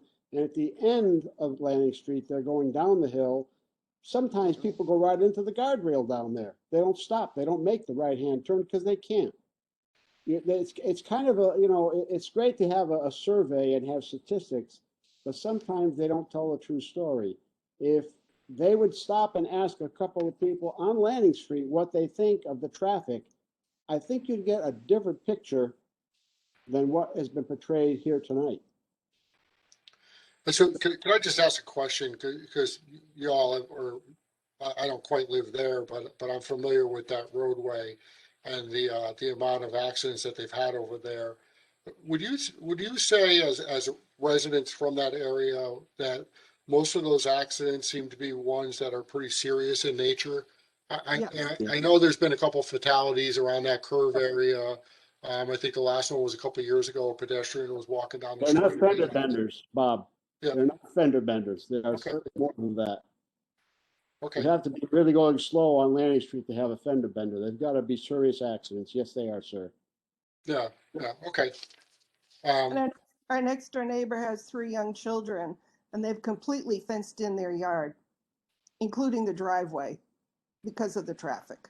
Because of the fast traffic, as spoken by Jim, you know, the average speed is 40 miles an hour. Oh, more Landing than Street that. should not be 40 miles. It shouldn't be. It should be much less. And it's a dangerous road, Bob. It really is. And it's if you add that traffic from a development over there, it's going to be increased problems with traffic on Landing Street. And I think your point to the choke point down on Queen Street and Spring Street area, I've lived that nightmare every weekend. It seems at least once. I believe it. Mm-hmm. So, but as was requested by Commissioner Santago, you know, we're going to have the police department take a look at that and give us some of their perspective on that traffic study, because I think that the points that you raise are ones that were raised, and again, I appreciate you being here tonight and sharing your thoughts with us. We'll be back at it again on May 4th, so you know, but and you'll have another opportunity if there's something else you think of at that time to come back and talk to us as well. So, well, Bob, a couple senior citizens way past our bedtime too. I'm edging on 55. It's past my bedtime too, but you know. That's a big Bob by many years. Okay, thank you. Thank you, sir. Thanks. Any other member of the public would like to speak in opposition to this application at this time? Hi, Dave Dorio, 34 Doral Lane. Go ahead, Dave. I have an opposition to it also, in agreement with the traffic that it'll increase. You're talking about putting a 30-unit subdivision there. If each unit had just one motor vehicle, you're talking about 30 more cars coming up and down, or possibly on that street. I use Landing Street to access 84 daily to go to work. So coming to the bottom of that street and taking a right, again, that's almost impossible when you're there by yourself. So very difficult. And also the whole concept of affordable housing being a golf community, an affordable golf community. I can't see, and as I understood, the average price being around 167 or so, I wonder who that might attract at such a low price, and if that would actually be a golfing community. And also have questions about access to Hawks Landing from that area too. Living on Doral Lane, I can't see golf carts going up and down the street here, or actually having golf carts on Landing Street, which again would be illegal. So those are, Right. And I think that that was a conversation that occurred between Commissioner Warwick and the applicant. I don't know if you were listening at that time, but I appreciate your thoughts. I don't want to cut you off. So if there's anything else that you want to add. Mr. Hamserly, this is Mary Beth Dorio, David's husband. I'm just going to do what my husband said. Just not so much Landing Street, getting off of Landing Street on a Route 10, a right-hand turn during normal hours is hard. During rush hours, treacherous, and it's impossible to take a left turn out of Landing Street onto Route 10 during rush hour. The other thing is that, we purchased this home on Doral Lane a couple of years ago. We love the fact that it's zoned at 1 acre lots. We have 19 homes on this street. We pay a considerable amount of taxes to the town. I think it's very speculative to say that affordable housing would be a snowbird community where we're going to have some individuals, or should we say potentially half of that housing, flying back and forth to Florida. I don't, that's speculative at best in my mind, but I think there's much more that I need to understand. But from everything that I've heard in the 3 hours that I've sat here, I oppose it. Okay. Thank you. Thank you, Dave and Mary Beth. Appreciate you coming out and sharing your thoughts with us, and we'll certainly take those into consideration as we proceed on this application. Are there any other members of the public who would like to speak in opposition to this application at this time? Okay, hearing none. Again, I think that the public hearing is going to remain open. We have a couple other items that I think, Brian and Rob and Attorney Seaman have taken notice of. Caleb, I remember that you had your hand raised earlier, so I want to give you an opportunity, and for that matter, I'll give any commission member an opportunity to sort of have the last word before we move on here. Thank you, Mr. Chair. I think this is my site question that I punted on before. It is about a public safety issue with regard to kind of a higher density residential development with regard to fire protection. Seb, thank you for mentioning the turn radius of the vehicles. But one thing that I do kind of want to hear a little bit about is there going to be fire hydrant protection and water up there on that hill?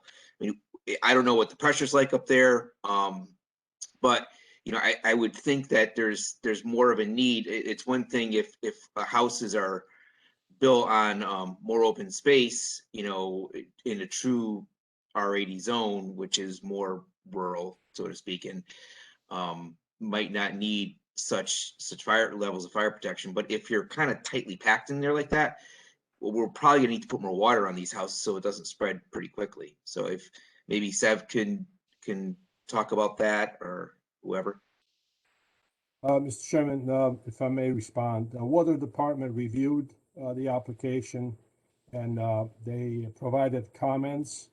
None of the comments related to pressure, which I assume means that we have appropriate pressure. But we are providing hydrants. There are? Yes. Okay. They're indicated on the plan and profile sheet. Thank you, sir. Road design. Can I follow up on that just so I understand, Seth? Are the hydrants hooked into public water, or are they hooked into a well? Public water. This property has the water line is on the front of this property, and we are tying into the public water. Okay. Thanks. Caleb, you all set, or? Yeah, I didn't know the difference between like a fire hydrant pressure and domestic service pressure. I thought one might take a little bit more, but I appreciate your comments. Thanks, Steph.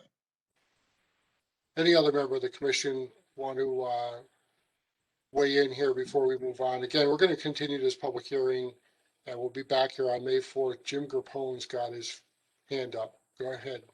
Thank you, Mr. Chairman. I just want to point out and clarify the septic system issue, which we were discussing whether or not we should go to a third party. We actually got an opinion from the State Department of Health that this is not considered a normal subdivision. It's one parcel made up of 30 units. There's not individual parcels which would not constitute, which would make it constitute a community septic system. So maybe the third party opinion on the septic would be getting in writing something from Sean Merrigan, who's the chief sanitarian for the state health department. Yeah, I mean, it was my request, Jim, and I leave that to whoever you and Rob think is the appropriate person to reach out to them. I just want to have some comfort level with that. So I don't know who the appropriate person is. I know Seb has a perspective on who the appropriate person is. Mr. Chairman. Again, Seb, we're looking for a third party kind of unbiased opinion on just on those points. So, but go ahead, Seb, I'll let you reply. Yes, thank you. I don't have an opinion on the third party. I do have an opinion on the SEP system. I want to make sure anybody requesting the opinion indicates the number of units there on a single bedroom and the number of units there on a two bedroom. If you total the number of bedrooms, which there are 48, multiply that by 150, gives you the total gallon per day, which is less than the 7,500 gallon per day that the state allows to be reviewed at the local level. As a matter of fact, I understand that they have actually increased that threshold to 10,000 gallon per day. So I want to make sure that whoever asks the opinion makes it clear what this proposal is about. Okay. I appreciate that, Seb. I think that we'll have a more holistic conversation about that topic once we get somebody to give us an opinion on it. And Rob, you got something to add there? Yeah, Rob Phillips. Seb, do you have confirmation that that was approved by legislature? The 10,000? If the 10,000 was not approved, we still are at 7,200, which is less than a 7,500 threshold.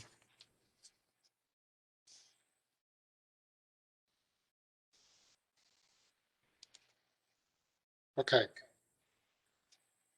Well, as I said, we're going to leave this open for now. I appreciate members of the public coming out and sharing their thoughts with us. And as I said, it's a valuable thing. I think it's an important thing to democracy and all that kind of stuff.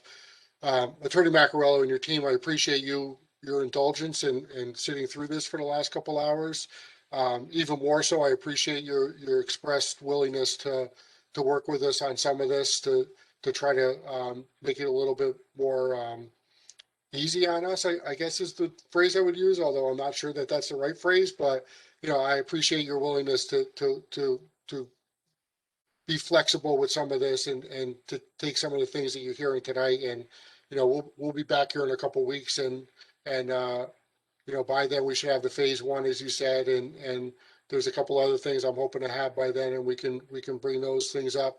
I don't know if you or Attorney Seaman have anything else before we not close the public hearing, but just move on to the next agenda item here. I don't. Just thank you, Mr. Chairman, staff, commission members, the public that came out. We didn't hit the midnight curfew, but we may in the next one. But thank you. Everyone be safe on the way home if you're not home already. Thanks, Brian. Okay. Commissioner Seaman. Seaman, no, I don't have anything to add. Okay. So we'll move out of this agenda item and we're going to move to item 8D, E, and F. Rob, can we take up all three of these and just table them for now? Because obviously the public hearing is still open on this. Yeah, absolutely. Do we need a motion on that or can we just? No, by consensus is fine. Okay. Does anyone have an objection? Seeing none. Item 8G, Lovely Development, Inc., 6-lot subdivision application, property located at 300 Welch Street in an R40 zone, parcel size 5.66 acres, S1327. Rob, it's my understanding that the applicant requested a table on this for now. Yep, you are correct, Mr. Chair. Okay, is there any objection from members of the commission to tabling this item? Seeing none, moving on to item, what's also item number 8, but we'll call it 8.1, administrative items. There's nothing listed there, but Rob, you got anything for us? Nope, I have nothing. Okay, item 9, item scheduled for a public hearing. Rob? Yeah, just, we got a special permit for a garage in excess of 3 spaces at 301 East Street. There's a couple of issues with that one, so not sure if it's going to be scheduled for the next meeting yet. Okay. Oh, And and the then we Curtis- also have Curtis Street Associates proposed zoning text amendment to 7A. Well, there's a lot of sections there, but anyways, that's intended to be an I-2 adjustment for the Curtis Street property. This is the property that we heard, I think it was. a year ago. Exactly. Yep. Okay, fingers crossed. Item number 10, receipt of new applications. Rob? Yep, just another industrial building on 320 Captain Lewis Drive. It's Captain Lewis Drive, right? Not Captain. Yep. No, 300 Captain LLC. It was nice outside, so Yeah, Anyways. the action is still remaining very high. Yeah, I hear. Okay, before I entertain a motion to adjourn, any members of the commission have anything that they want to talk about or bring to the attention of the group? Christina Volpe, go ahead. Thank you, Mr. Chair.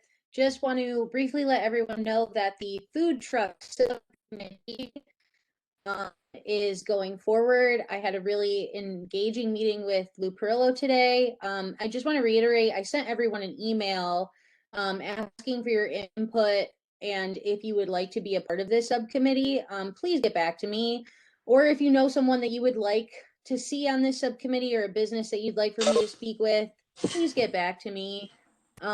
Just because I really want this to be an effort with each of you, and I know you all want to hang out with me more, so baba booey. Just kidding. Thank you so much, and I'm looking forward to making it happen. And as I said in the record journal, I love food trucks, so I'm so excited about this. That's the quote I got. All right, have a great night, everyone. Thanks, Christina. Sue Locks, did I see your hand go up there for a second, or? Yes, I was just wondering if there was any comments from the planning department about the letter that we got from Sandra Michelizzi about the Loper Street area.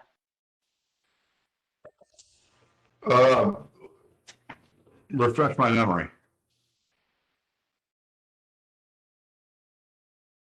Excuse me? Was I on that? Yes, I believe you were. All right. I was on believe the vacation commission all was. last week, so I had 100 emails, so I might have missed it. She was concerned about everything that's going on with traffic, you name it, on Loper Street. Yeah, If not, I could go and email it to you, Rob. yeah, that's fine. That would be easier. Okay. Rob Will was on do. vacation, Sue, so he probably got buried in hundreds. Oh my God! So every 5 emails I know. today. It's a busy time of year. So Rob, if you can look into that for Sue, Sure, please. yeah. Just let send us- it to me, Susan. Okay, will do. Thank you. That'll teach you for taking time off. Yeah, shame on you. Any other commission members have anything? Joe Hey, Coviello, was your hand yeah, flying Mr. up there? Chair, just a quick one to build off of Christina's food cart. I tried the Stan's Relish tonight. I'd highly recommend everyone should run out and get some Stan's Relish. It was really good. Cool. You got a stipend Good, on good that, right? research. Yeah, tops. The shelves were full, so we got to help the man. There you go. There you go. Thanks, Joe. Yep. Plugging a Very local welcome. business. It's good good stuff. You'll thank me. You'll thank me after you try it. I'll do that. I'll do that. Anybody else? Everybody else is good? Rob, we're still looking at getting back into in-person meetings at some point? Yep. Second meeting in May. Okay. So our next meeting is on May 4th. Same format. and some of the same topic. But pending a motion to adjourn, we'll see you all then. Can we get a motion? Move to adjourn. Commissioner Second. Sincardo. Second by Commissioner Salka. Any conversation on this? Seeing none. All those in favor, yes? Yes. Yeah. Anyone oppose? Great. Have a great night, everybody. Good job. Okay, have a good night. You know, Have a great night. thanks, Jeremy, for your help again. Good night, everyone. Bye.